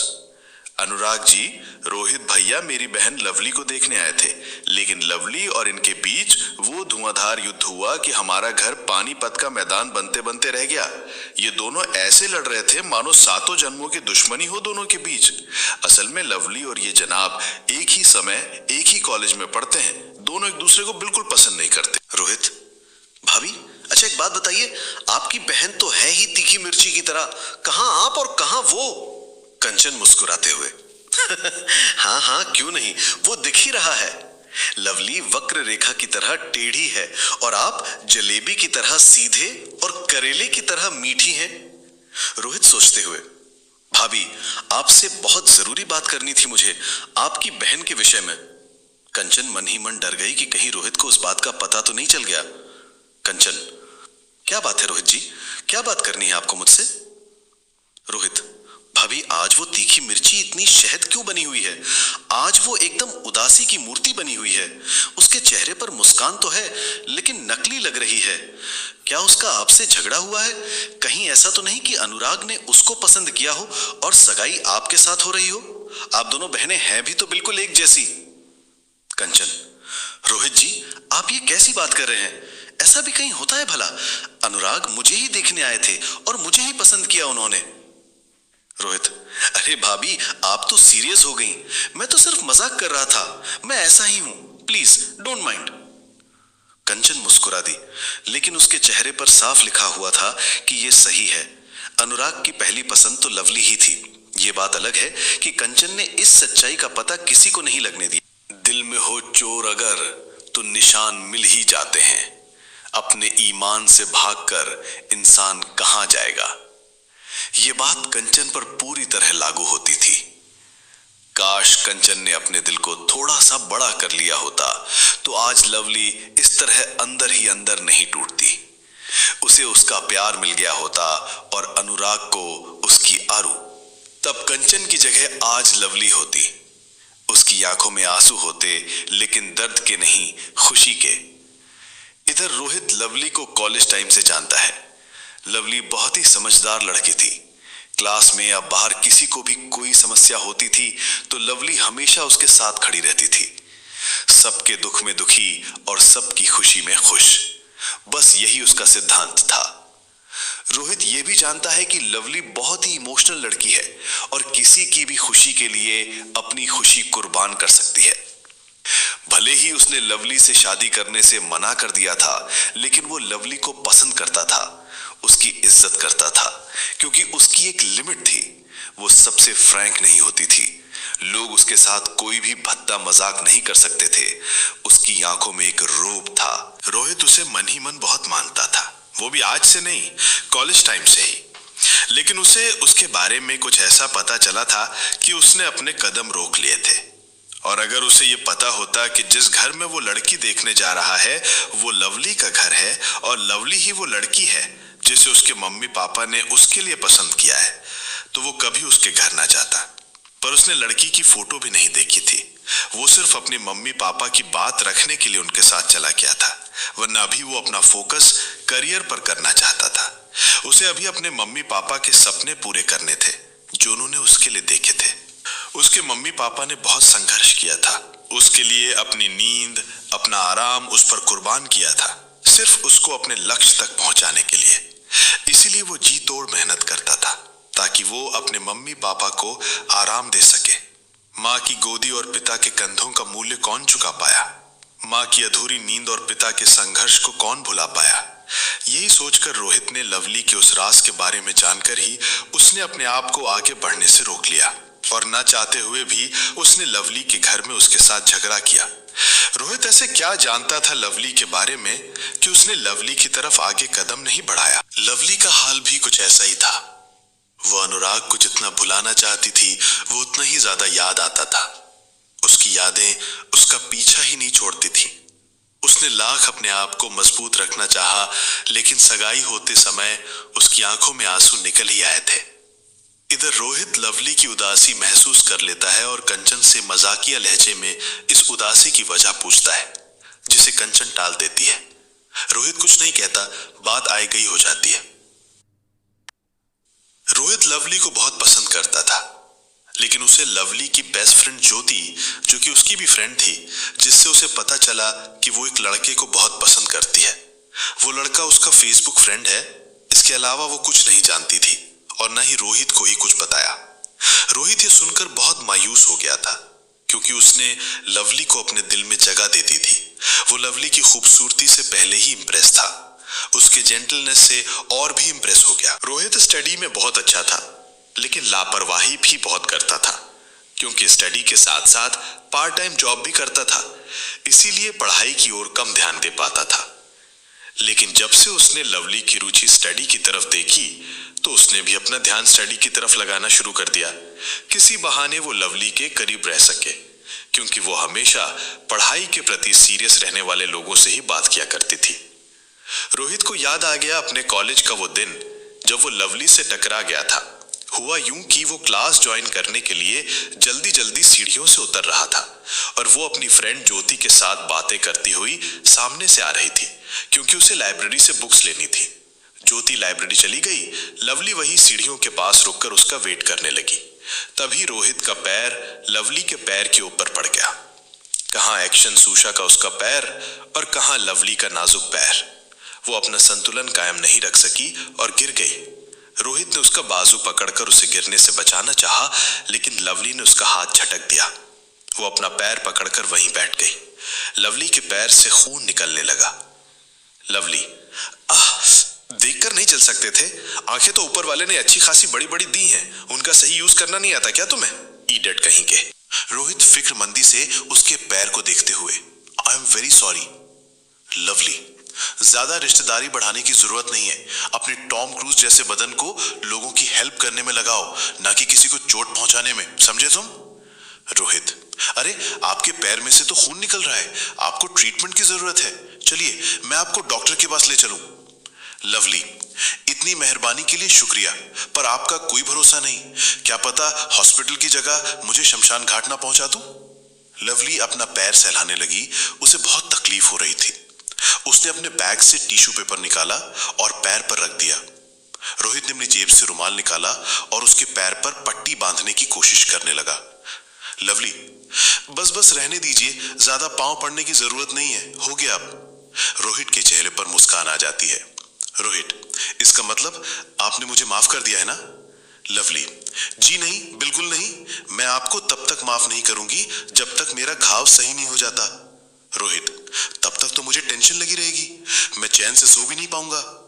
लवली, तो अच्छा ही तो है, अगर मैं परेशान रहूंगी तो आपकी भी चैन से रहने का कोई हक नहीं है। तभी ज्योति लाइब्रेरी से आ जाती है और लवली को देख परेशान हो जाती है। ज्योति, अरे ये क्या हुआ तेरे पैर में? इतनी चोट कैसे लगी? तेरा रंग तो पीला पड़ता जा रहा है। चलो उठ, मैं तुझे डॉक्टर के पास ले चलती हूँ। लवली, ये सब इनकी मेहरबानी से हुआ। ज्योति, ओके ओके ओके, अब जो हुआ सो हुआ, अब तुम मदद करो मेरी जरा, उसे हॉस्पिटल ले जाना है। ज्योति और रोहित दोनों मिलकर लवली को हॉस्पिटल ले जाते हैं। वहां रोहित ज्योति से लवली के बारे में पूछता है। ज्योति को पता नहीं क्यों अच्छा नहीं लगता, वो उसका ट्रीटमेंट कराती है। ज्योति और रोहित वहीं पर रुक जाते हैं। तब रोहित ज्योति से लवली के बारे में जानने की कोशिश करता है। ज्योति को रोहित का लवली के बारे में पूछना अच्छा नहीं लगता, क्योंकि वो रोहित को मन ही मन बहुत पसंद करती है, लेकिन शर्मीला स्वभाव होने के कारण वो उसे कुछ कहती नहीं। ज्योति और रोहित एक ही मोहल्ले में रहते हैं। वो उसे तब से पसंद करती है जब से उसने प्यार के मतलब को जाना, लेकिन उसे पता था कि उन दोनों की शादी कभी नहीं हो सकती, क्योंकि उनकी जाति अलग अलग थी। ज्योति ठाकुर थी तो रोहित ब्राह्मण। ज्योति के पापा एक सरकारी इंटर कॉलेज में टीचर थे और उसकी मम्मी एक हाउसवाइफ थी, जो कि हमेशा घूंघट में ही देखी जाती थी, क्योंकि उनके घर में स्त्रियां और लड़कियां पर कड़ा प्रतिबंध था। कोई भी बाहरी पुरुष उनके घर के अंदर नहीं आ जा सकता था। पढ़े लिखे शिक्षित पृष्ठभूमि होते हुए भी उसके घर का माहौल बहुत ही पिछड़ा था। ठाकुर खानदान में जन्म लेने का खामियाजा लड़कियों को भुगतना पड़ता था। ज्योति जब पहली बार कॉलेज आई थी तब वो एकदम डरी सहमी सी डब्बू स्वभाव की लड़की थी, ठाकुरों की हवेली के अंदर कैद एक गुड़िया की तरह, जो बाहरी दुनिया में ज्यादा नहीं जानती थी। अभी तक उसे बाहर निकलने की, खुद से कोई काम करने की जरूरत ही नहीं पड़ती थी। उसके पापा जिस इंटर कॉलेज में पढ़ाते थे वहीं पर वो भी पढ़ती थी। उसका कोई भी फॉर्म भरना हो या कुछ लेना हो, उसका सारा काम बिना उससे पूछे ही उसके पापा कर देते थे। यहां तक कि इंटर में कौन कौन से सब्जेक्ट लेने हैं ये भी उसके पापा ने ही तय किया था, और उससे बिना पूछे ही उसका एडमिशन फॉर्म भर दिया था। उसे क्या पसंद है क्या नहीं पसंद ये जानने की भी जरा सी कोशिश नहीं की। हर बात, हर काम, हर जरूरत के लिए उसे हमेशा दूसरों पर आश्रित रहने की आदत सी पड़ गई थी। बचपन से गुड़िया से लेकर इंटर कॉलेज की किताबों तक उसने कभी बाजार का मुंह नहीं देखा था। उसे जो भी चाहिए होता उसे सिर्फ एक बार कहने की जरूरत होती थी, वो चीज तुरंत उसके पास पहुंच जाती। बस नहीं मिलती तो बाहर जाने की इजाजत। वो उस चिड़िया की तरह थी जो सोने के पिंजरे में कैद थी, और उस पिंजरे के अंदर उसे सारी सुख सुविधाएं मिली, बस नहीं मिले थे तो उसके पंख, जो कि कतर दिए गए थे। वक्त अपनी रफ्तार से आगे बढ़ रहा था। ज्योति इंटर कॉलेज की पढ़ाई पूरी करके डिग्री कॉलेज में आ गई। शिक्षा का खुला आसमान उसे बाहें फैलाए उसे बुला रहा था, उसे हौसले दे रहा था। उस कॉलेज के आजाद माहौल को देखकर उस जैसी सहमी लड़की को और समेट दिया। उसके पापा भी आज उसके साथ नहीं थे, उन्हें स्कूल में बहुत जरूरी काम था, इसीलिए वो उसे कॉलेज छोड़कर अपने कॉलेज चले गए थे। आज वो पहली बार कॉलेज में अकेली थी। उसे कुछ भी नहीं आता था, क्योंकि कभी उसे सेल्फ डिपेंड होने का अवसर ही नहीं मिला था। एडमिशन तो उसका हो गया था, पर कुछ पेपर सबमिट करने बाकी थे और फीस भी जमा करनी थी।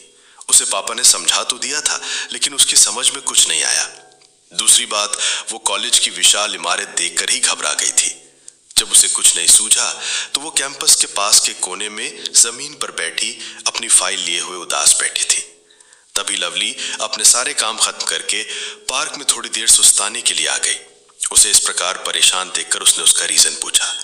तब ज्योति की आंखों में आंसू आ गए। उसने उसे सारी बात बताई। लवली मुस्कुराते हुए, बस इतनी सी बात? अरे तुम 2 मिनट रुको और अपनी फाइल और पैसे मुझे दे दो, मैं 2 मिनट में आती हूँ। ज्योति उसकी ओर हक्का बक्का होकर देखने लगी। उसे वो बहुत हिम्मत वाली लड़की लगी, लेकिन साथ ही उसे ये डर भी सता रहा था कि कहीं अनजान लड़की उसके पैसे लेकर भाग गई और फिर वापस नहीं आई तो उसके सारे पैसे भी चले जाएंगे और घर वालों की डांट अलग से खानी पड़ेगी। उसने लवली की ओर असमंजस से देखा। लवली उसकी दुविधा देखकर हंस पड़ी। अरे तुम परेशान मत हो, मैं तुम्हारे पैसे लेकर नहीं भागी रही, मुझ पर भरोसा रखो। ज्योति ने उसे पैसे और फाइल दे दी और वहीं पार्क में बैठकर उसका वेट करने लगी। काफी देर हो गई, लवली का कहीं अता पता नहीं था। ज्योति रोए जा रही थी। जरूर वो कोई फ्रॉड लड़की थी, वो मेरे पैसे भी ले गई और मेरी फाइल भी। छुट्टी का टाइम भी हो गया था, उसके पापा आने वाले होंगे, वो उन्हें क्या जवाब देगी। ज्योति, यहां क्या कर रही हो अकेले? ज्योति ने पीछे मुड़कर देखा तो रोहित था। ज्योति ने रोहित को सारी बात बताई। रोहित ने सारी बात सुनी और कॉलेज के अंदर जाने लगा। तभी लवली दौड़ती हुई आई और उसे फीस वाउचर और फाइल देते हुए बोली, हे भगवान, इतनी लंबी लाइन, मेरा तो पैर दुखने लगा खड़े खड़े। वो तो भला हो चपरासी का जिसने मुझे पानी पिलाया, नहीं तो आज मैं पक्का हॉस्पिटल पहुंचने वाली थी। बट डोंट वरी, तुम्हारा काम कर दिया मैंने। अब तुम्हें एक कप चाय जरूर पिलानी पड़ेगी मुझे। बोलो मंजूर है? ज्योति उसको चुपचाप दिखे जा रही थी। कितना कॉन्फिडेंस है इस लड़की के अंदर। मेरे अंदर भी जरूर होता, अगर मुझे भी थोड़ी सी छूट मिली होती अपने घर से, मैं भी अपना सारा काम खुद कर लेती। रोहित भी लवली को देखकर हैरान था और इम्प्रेस भी। ये उन सब की पहली मुलाकात थी। लवली, बाय द वे, मैंने आप लोगों से आपका नाम तो पूछा नहीं। वैसे ज्योति ठाकुर नाम है ना आपका? ज्योति, हाँ। लवली, आप हैरान मत होइए, मैं कोई ज्योतिष नहीं हूं। आपकी फाइल में आपका नाम लिखा था। मेरा नाम लवली है, लवली मिश्रा, और मैं रोहित शर्मा। रोहित मुस्कुराते हुए बोला। लवली उसे घूरते हुए, मैंने आपसे तो इंट्रोडक्शन नहीं मांगा था। रोहित मुस्कुराते हुए, मैंने सोचा आप मुझसे पूछने की तकलीफ क्यों करें, मैं खुद ही बता देता हूं। Lovely, okay okay. अच्छा ज्योति, मैं चलती हूँ। अगर तुम्हें किसी हेल्प की जरूरत हो तो मुझे याद कर लेना, मैं हाजिर हो जाऊंगी। ज्योति, थैंक्स लवली जी, मेरी इतनी हेल्प करने के लिए। लवली, अरे बाप रे, इतना सम्मान, तो मुझे जी लगा कर बात कर रही हो। अरे बाबा, हम लोग क्लासमेट हैं, कॉल मी लवली ओनली। ज्योति, ठीक है लवली। कुछ ही दिनों में ज्योति और लवली बेस्ट फ्रेंड बन जाती हैं। ज्योति अपने घर की घटनाओं से उदास रहती है, वो सब कुछ लवली से शेयर करती। लवली उसे खुश रखने का और उसके अंदर आत्मविश्वास जगाने का पूरा प्रयास करती। कुछ ही महीनों में ज्योति क्लास के इंटेलिजेंट स्टूडेंट में गिनी जाने लगी। टीचर जो भी पूछती उसका जवाब उसके पास होता। लवली, रोहित और ज्योति में पोजीशन की होड़ लगी रहती। ज्योति के घर का माहौल वही था, लेकिन अब उसके अंदर आत्मविश्वास था, इसीलिए वो अब अंदर ही अंदर घुटती नहीं थी। ये वही समय था जब अनुराग और लवली की फेसबुक पर फ्रेंडशिप स्टार्ट हुई थी। वो हर बात ज्योति से शेयर करती, उसकी बातें, उसकी यादें। ज्योति भी उससे सब कुछ शेयर करती। रोहित के बारे में भी उसने लवली को बताया था। लवली देख रही थी कि रोहित का झुकाव उसकी तरफ हो रहा था, इसी वजह से वो ना चाहते हुए भी रोहित से कभी अच्छे से बात नहीं करती थी, ताकि रोहित को कोई गलत फहमी ना हो। जब रोहित ने ज्योति से लवली के बारे में बात की तो ज्योति ने ना चाहते हुए भी उसे बता दिया कि वो किसी और लड़के को पसंद करती है, जो कि उसका फेसबुक फ्रेंड है। रोहित अपनी सोच में जाने कब तक खोया रहता, लेकिन तभी अनुराग आ गया। अनुराग, ओ हेलो, कहाँ खो गया तू? रोहित, कहीं तो नहीं। रोहित अपनी सोच से वापस आ गया। अनुराग, ओके ओके, चल तुझे लवली से मिलवा आता हूँ, अपनी साली साहिबा से। रोहित उसके साथ चला जाता है। लवली अपने कमरे में अपनी डायरी खोलकर कुछ पढ़ती है और रोती जाती है। लवली अपने कमरे में डायरी पढ़ रही है और रो रही है। उस डायरी को पढ़कर ही वो अनुराग से बातें कर रही। लवली रोते हुए कहती है, अनुराग, तुम क्यों मेरी जिंदगी में आए? क्यों मुझे एहसास दिलाया कि प्यार क्या होता है, खुशियां क्या होती हैं? मम्मी के जाने के बाद हम और कंचन एक दूसरे के साथ कितने खुश थे। हमारे बीच कोई नहीं था, हम दोनों एक दूसरे की जान थे, लेकिन तुम हम दोनों के बीच आए। ईश्वर का यह कैसा खेल है कि जिसे मैं चाहती हूं वही मेरी बहन का पति बनने जा रहा है। मैं उससे दूर भी नहीं जा सकती, क्योंकि उससे मेरा भी रिश्ता है। वो अब मेरा जीजा बनने जा रहा है, जिसे हमेशा मैंने अपने दिल में रखा। अपनी हर सांस के साथ उसे महसूस किया, अपनी हर याद में उसे शामिल किया, जिसे देखने की तड़प ना जाने कब से थी मेरे मन में। अब वो मेरे सामने आता है तो कहीं दूर छुप जाने का मन करता है। मैं तुम्हें नहीं देख पाती अपने ही सामने किसी के साथ बंधन में बंधते हुए, लेकिन मैं चाहते हुए भी तुम्हें कुछ बता नहीं सकती, अपने प्यार का इजहार नहीं कर सकती, क्योंकि हम दोनों बहनों के बीच में एक मजबूत बंधन है। मैं तुम्हारे साथ किसी बंधन में बंधने के लिए अपनी बहन के साथ के बंधन को नहीं तोड़ सकती। मुझ में इतनी हिम्मत नहीं है। कितनी मजबूर हो गई हूं मैं। तुम चले जाओ मेरी जिंदगी से, मैं तो ये भी नहीं कह सकती। तुम्हें याद है ना अनुराग, एक बार जब तुमने मुझसे मजाक किया था कि मैं तुमसे अब कभी बात नहीं कर पाऊंगा, तुम्हें कितना डिस्टर्ब हो गई थी। पता है तुम्हें, मैंने उस दिन खाना भी नहीं खाया था। मैं बार बार ईश्वर से यही प्रार्थना कर रही थी कि मेरी और अनुराग की बात कभी बंद ना हो। जब तक मेरी सांसें चले तब तक अनुराग को मेरी जिंदगी में शामिल रखना, वरना मेरी जिंदगी को भी खत्म कर देना। अगर जिंदगी हो तेरे संग हो, अगर मौत हो तो तुझसे पहले। जब तुम शाम को ऑनलाइन आए और मुझे बताया कि मैं सिर्फ मजाक कर रहा था, तो मैंने तुमसे कितनी लड़ाई की थी और तुम सिर्फ मेरी बेताबी को एंजॉय कर रहे थे। तुम आज भी मेरी जिंदगी में शामिल हो और आगे भी रहोगे, लेकिन रिश्ते बदल जाएंगे और मैं कभी तुमसे पहले जैसा अधिकार नहीं दिखा पाऊंगी। लवली अपनी सुध-बुध खो बैठी थी। वो रो रही थी, खुद से बातें कर रही थी। तभी अचानक उसकी नजर दरवाजे पर पड़ी और वो देखकर बुरी तरह चौंक गई। जल्दी से उसने अपने आंसू पोंछ लिए। दरवाजे पर अनुराग और रोहित दोनों खड़े होकर उसकी बातें सुन रहे थे। लवली ये देखकर स्तब्ध रह गई। क्या अनुराग ने सब सुन लिया? वो सब जान गया? अब जरूर वो कंचन को से सगाई तोड़ देगा। नहीं, वो ऐसा नहीं होने देगी। अनुराग और रोहित धीरे धीरे उसके पास आते हैं, मानो वो कोई सपना देख रहे हों। अनुराग तो एकदम पत्थर की मूर्ति की तरह बेजान खड़ा था।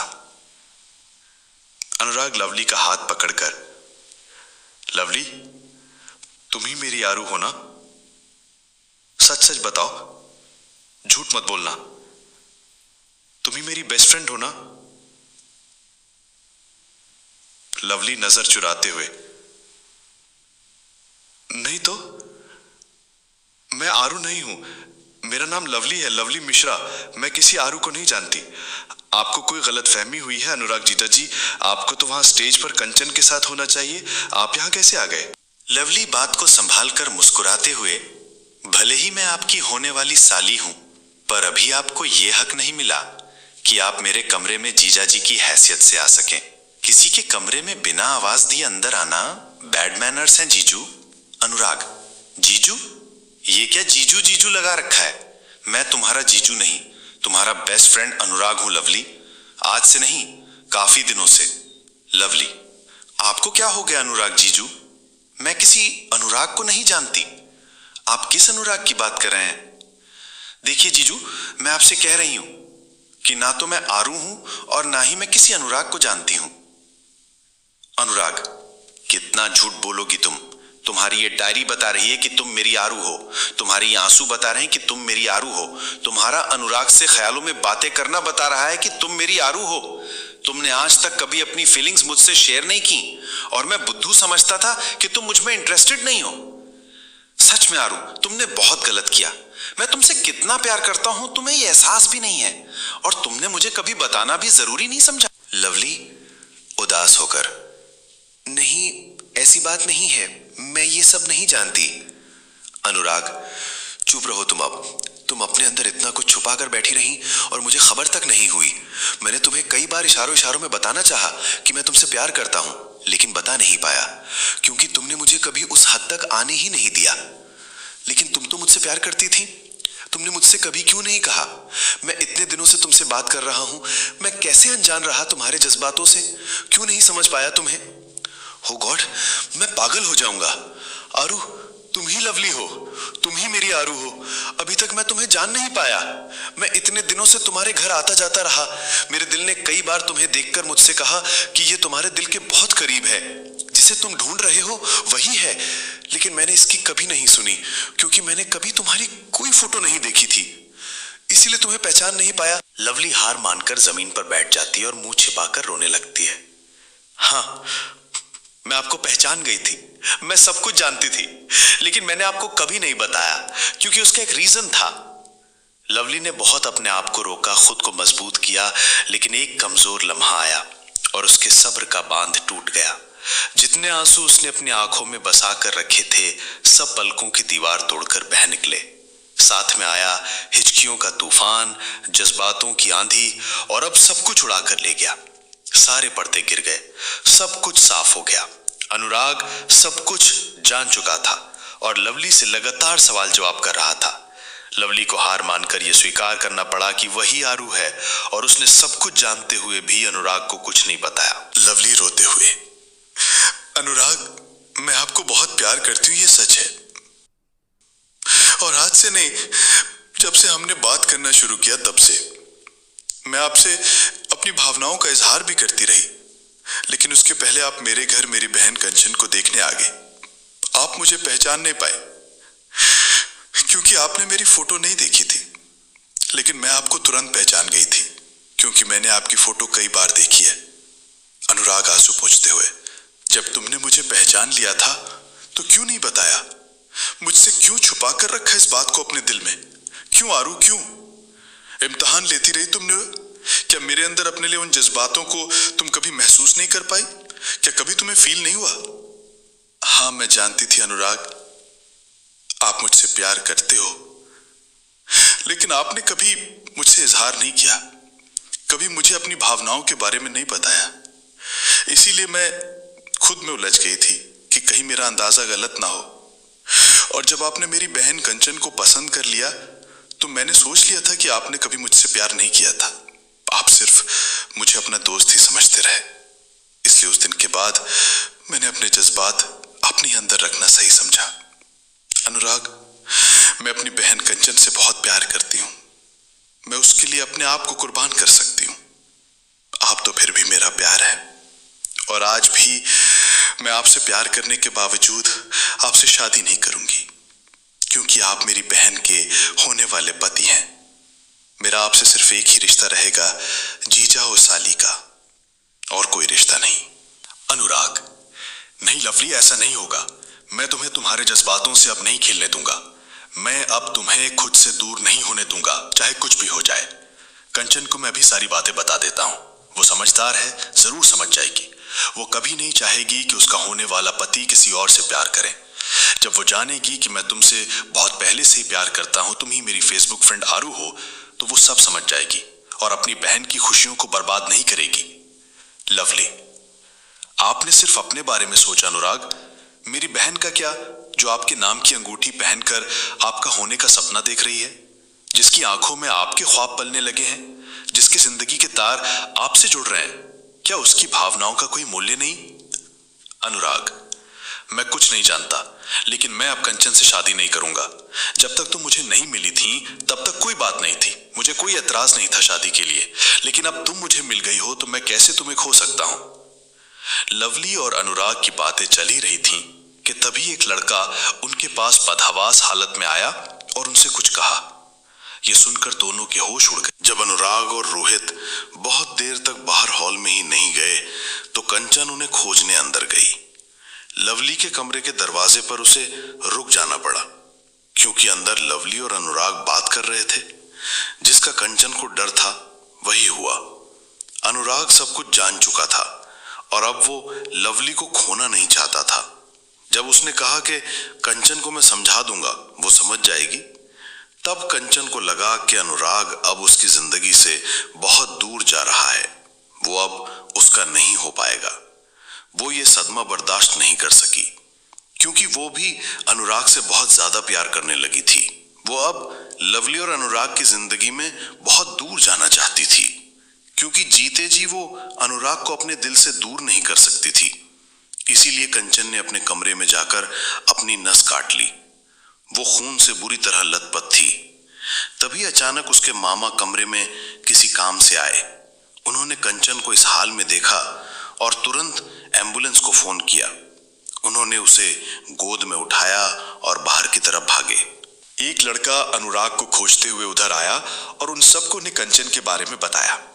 अनुराग, कंचन और रोहित तुरंत बाहर की ओर भागे।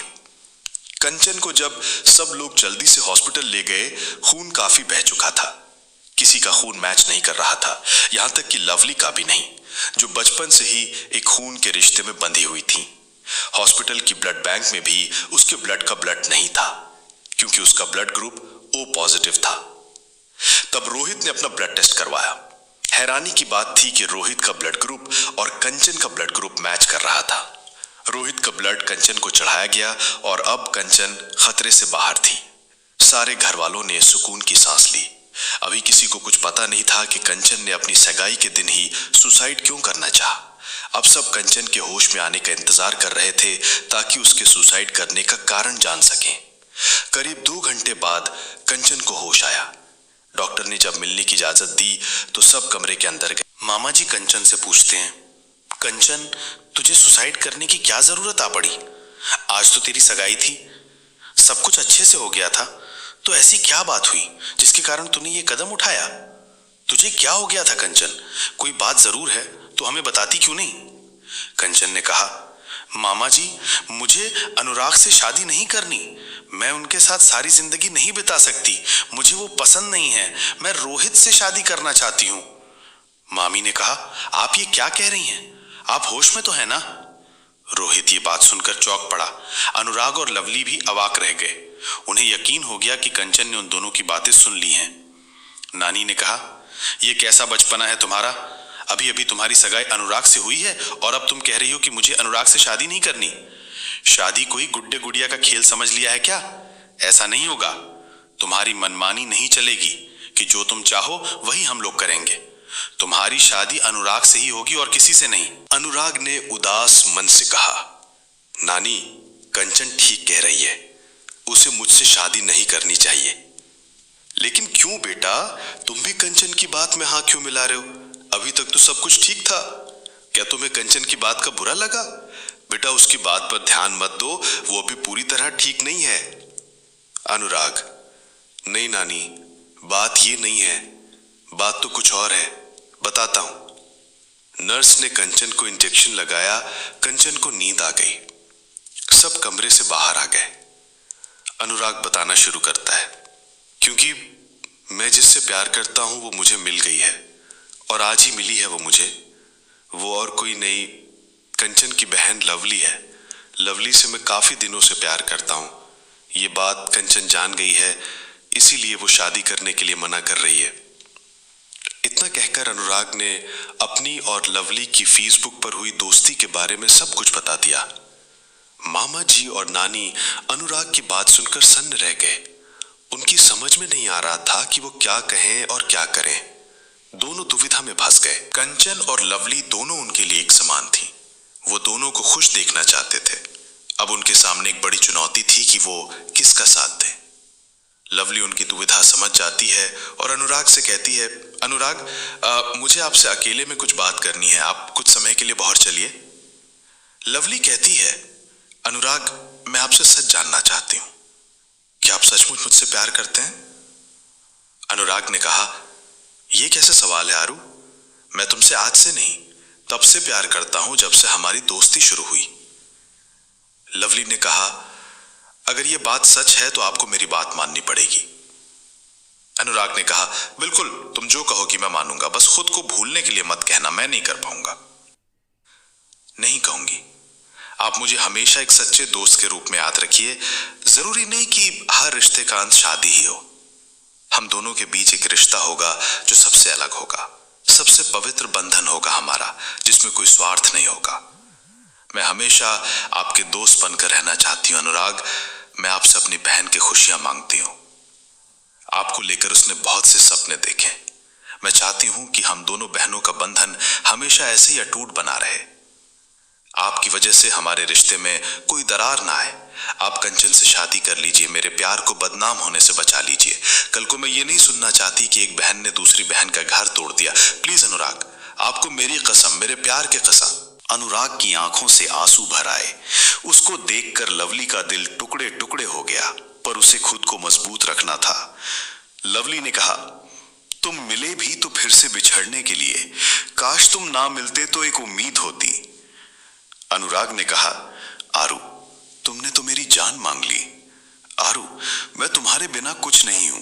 मैं तुम्हारी बात मान भी लूं तब भी मैं अब दिल से कंचन को अपना नहीं पाऊंगा। जब तक तुम नहीं थी तब मेरे मन में कोई आशा नहीं थी, लेकिन अब तुम्हारे होते हुए मैं कैसे ये कर पाऊंगा? लेकिन तुमने मुझे अपनी कसम की बेड़ी में जकड़ दिया है। मैं खुद को तो तोड़ सकता हूं, पर तुम्हारी कसम नहीं तोड़ सकता। ठीक है आरू, मैं कंचन से शादी करूंगा, लेकिन तुम मेरे दिल के एक कोने में हमेशा रहोगी। उन दोनों की बातें चल रही थी कि तभी ज्योति अपने पापा को एम्बुलेंस में लेकर आती है। ज्योति के पापा का एक्सीडेंट हो गया है। ज्योति उन्हें हॉस्पिटल लेकर आई है। ज्योति के पापा की हालत बहुत नाजुक थी। रोहित उन्हें देखता है तो भागकर ज्योति के पास आ जाता है। अनुराग और लवली भी उसके पीछे पीछे जाते हैं। रोहित ने कहा, ज्योति क्या हुआ अंकल जी को?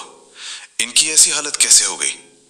ज्योति रोहित को देखकर अपने आप पर काबू नहीं रख पाती है और उसके सीने से लगकर फूट फूट कर रोने लगती है। रोहित ज्योति की इस दशा को देखकर पहले तो घबरा जाता है, फिर उसकी हालत देखकर उसे संभालने लगता है। रोहित कहता है, देखो ज्योति, तुम परेशान मत हो, मैं हूं ना, सब ठीक हो जाएगा।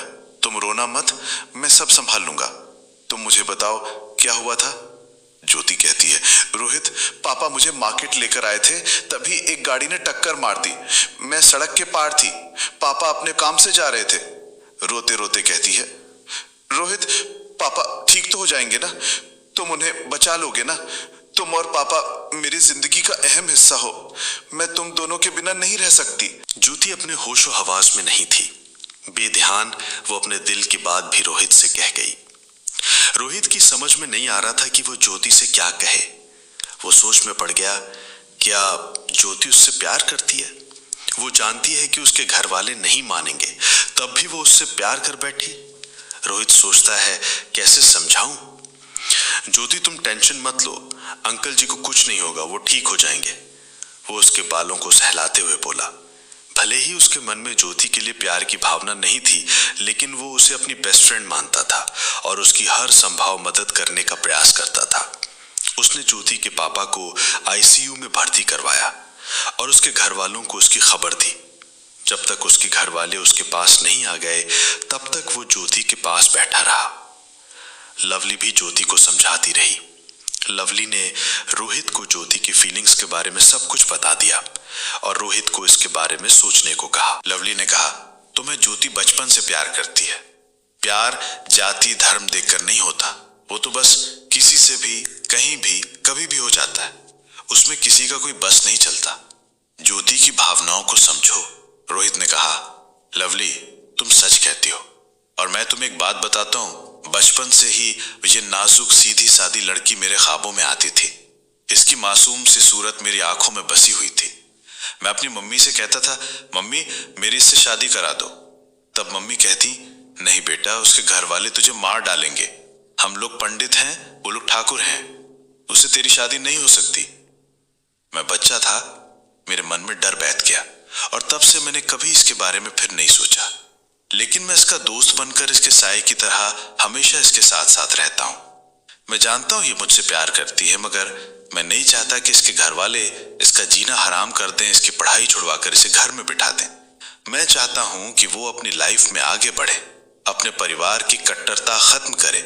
यही सच्चे प्रेम की पहचान है। मैं इसकी ताकत बनना चाहता हूं, इसके राह में रुकावट नहीं।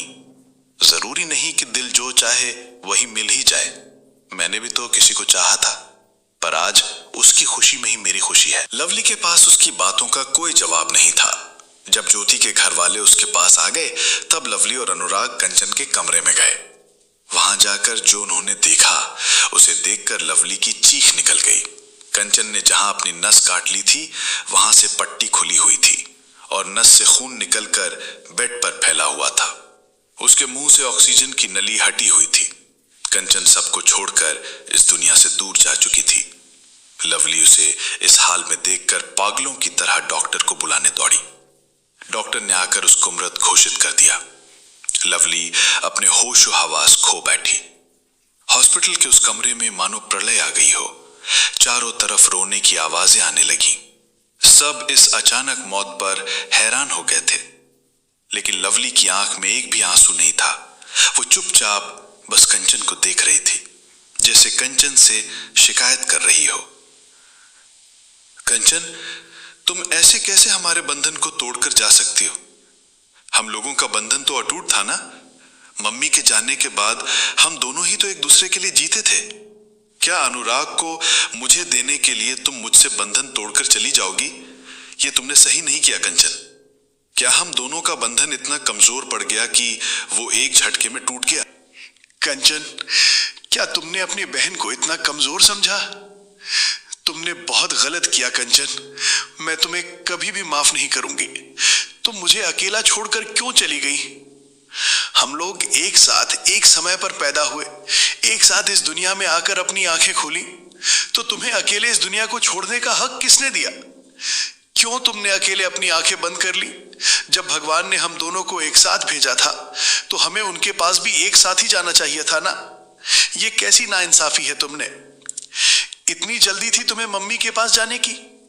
मम्मी तुमसे पूछेंगी कि तुम लवली को अकेले क्यों छोड़कर चली आई, तो तुम क्या जवाब दोगी? बताओ, कोई जवाब है तुम्हारे पास?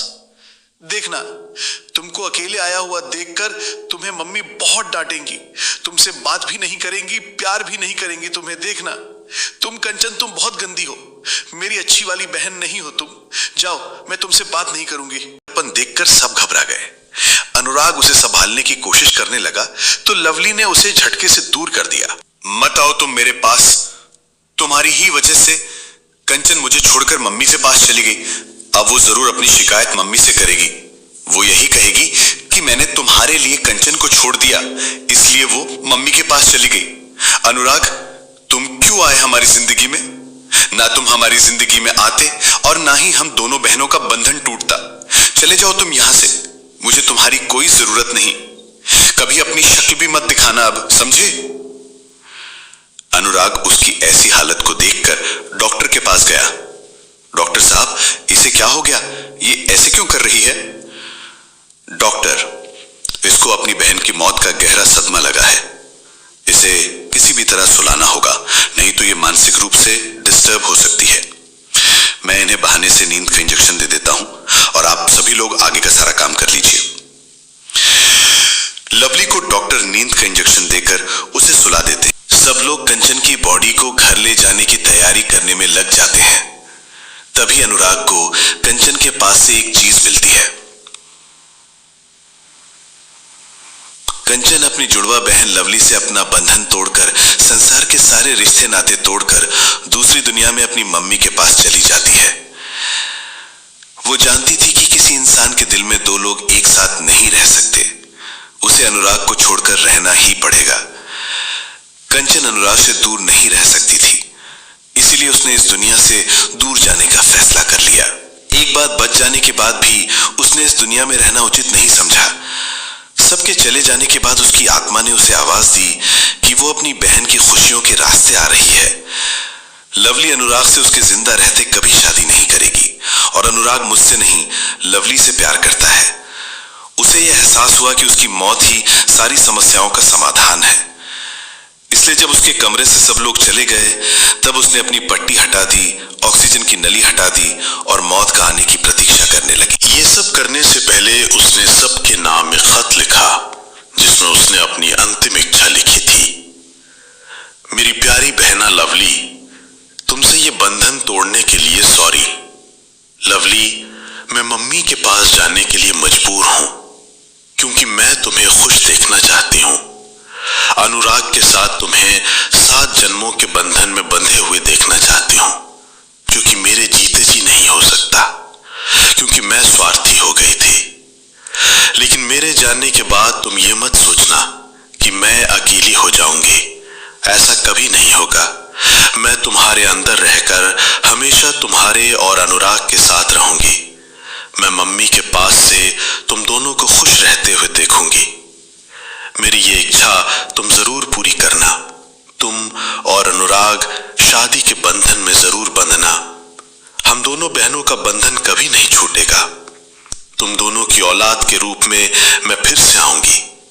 उसका नाम तुम खुशी रखना, जिसमें तुम, अनुराग और मैं तीनों की खुशी का बंधन होगा और हमारा बंधन अमर रहेगा। तुम्हारी कंचन। अनुराग ने यह खत सबको दिखाया। सबकी आंखें उस खत को पढ़कर भर आई। कंचन का अंतिम संस्कार कर सब लोग एक साथ बैठे। कंचन की इच्छा पूरी तो करनी ही थी। ये उसकी अंतिम इच्छा थी। लवली होश में आई तो उसे कंचन का खत दिया गया। कंचन का खत पढ़कर लवली पूरी तरह रो पड़ी। वो किसी भी कीमत पर अब अनुराग के बारे में नहीं सोचना चाहती थी, लेकिन जब सब लोगों ने कंचन की अंतिम इच्छा के बारे में उसे बताया तो उसे मजबूरन तैयार होना पड़ा। 1 साल बाद आज लवली और अनुराग की शादी है।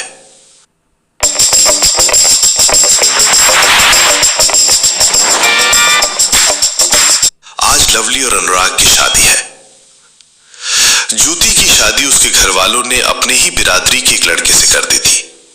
ज्योति खुशकिस्मत थी कि उसे एक बहुत ही प्यार करने वाला केयरिंग पति मिला जो ज्योति का बहुत ध्यान रखता था।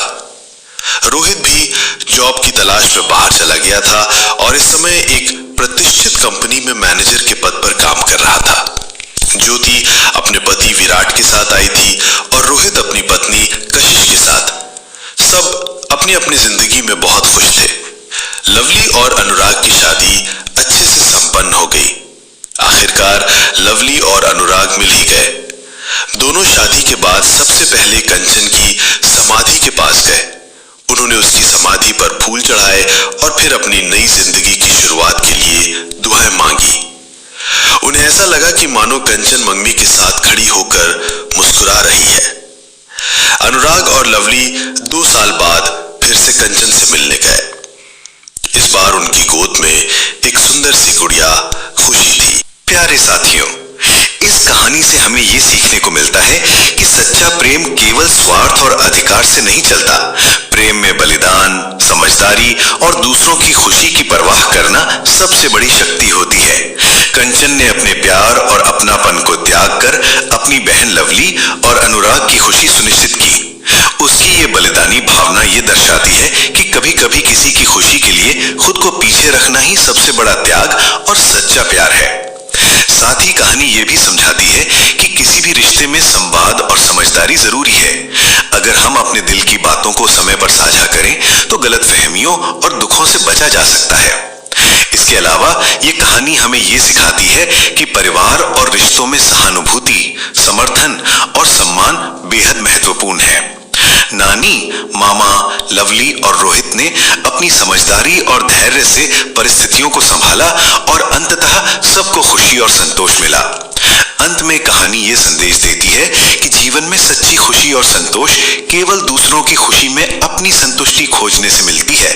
बलिदान, स्नेह और प्रेम की यही असली पहचान है। प्यारे साथियों, तो कैसी लगी आपको हमारी यह कहानी? अगर कहानी अच्छी लगी हो तो कमेंट बॉक्स में जरूर बताएं। तो आज के लिए बस इतना ही। मिलते हैं अगली वीडियो में एक और नई कहानी के साथ। तब तक के लिए खुश रहें।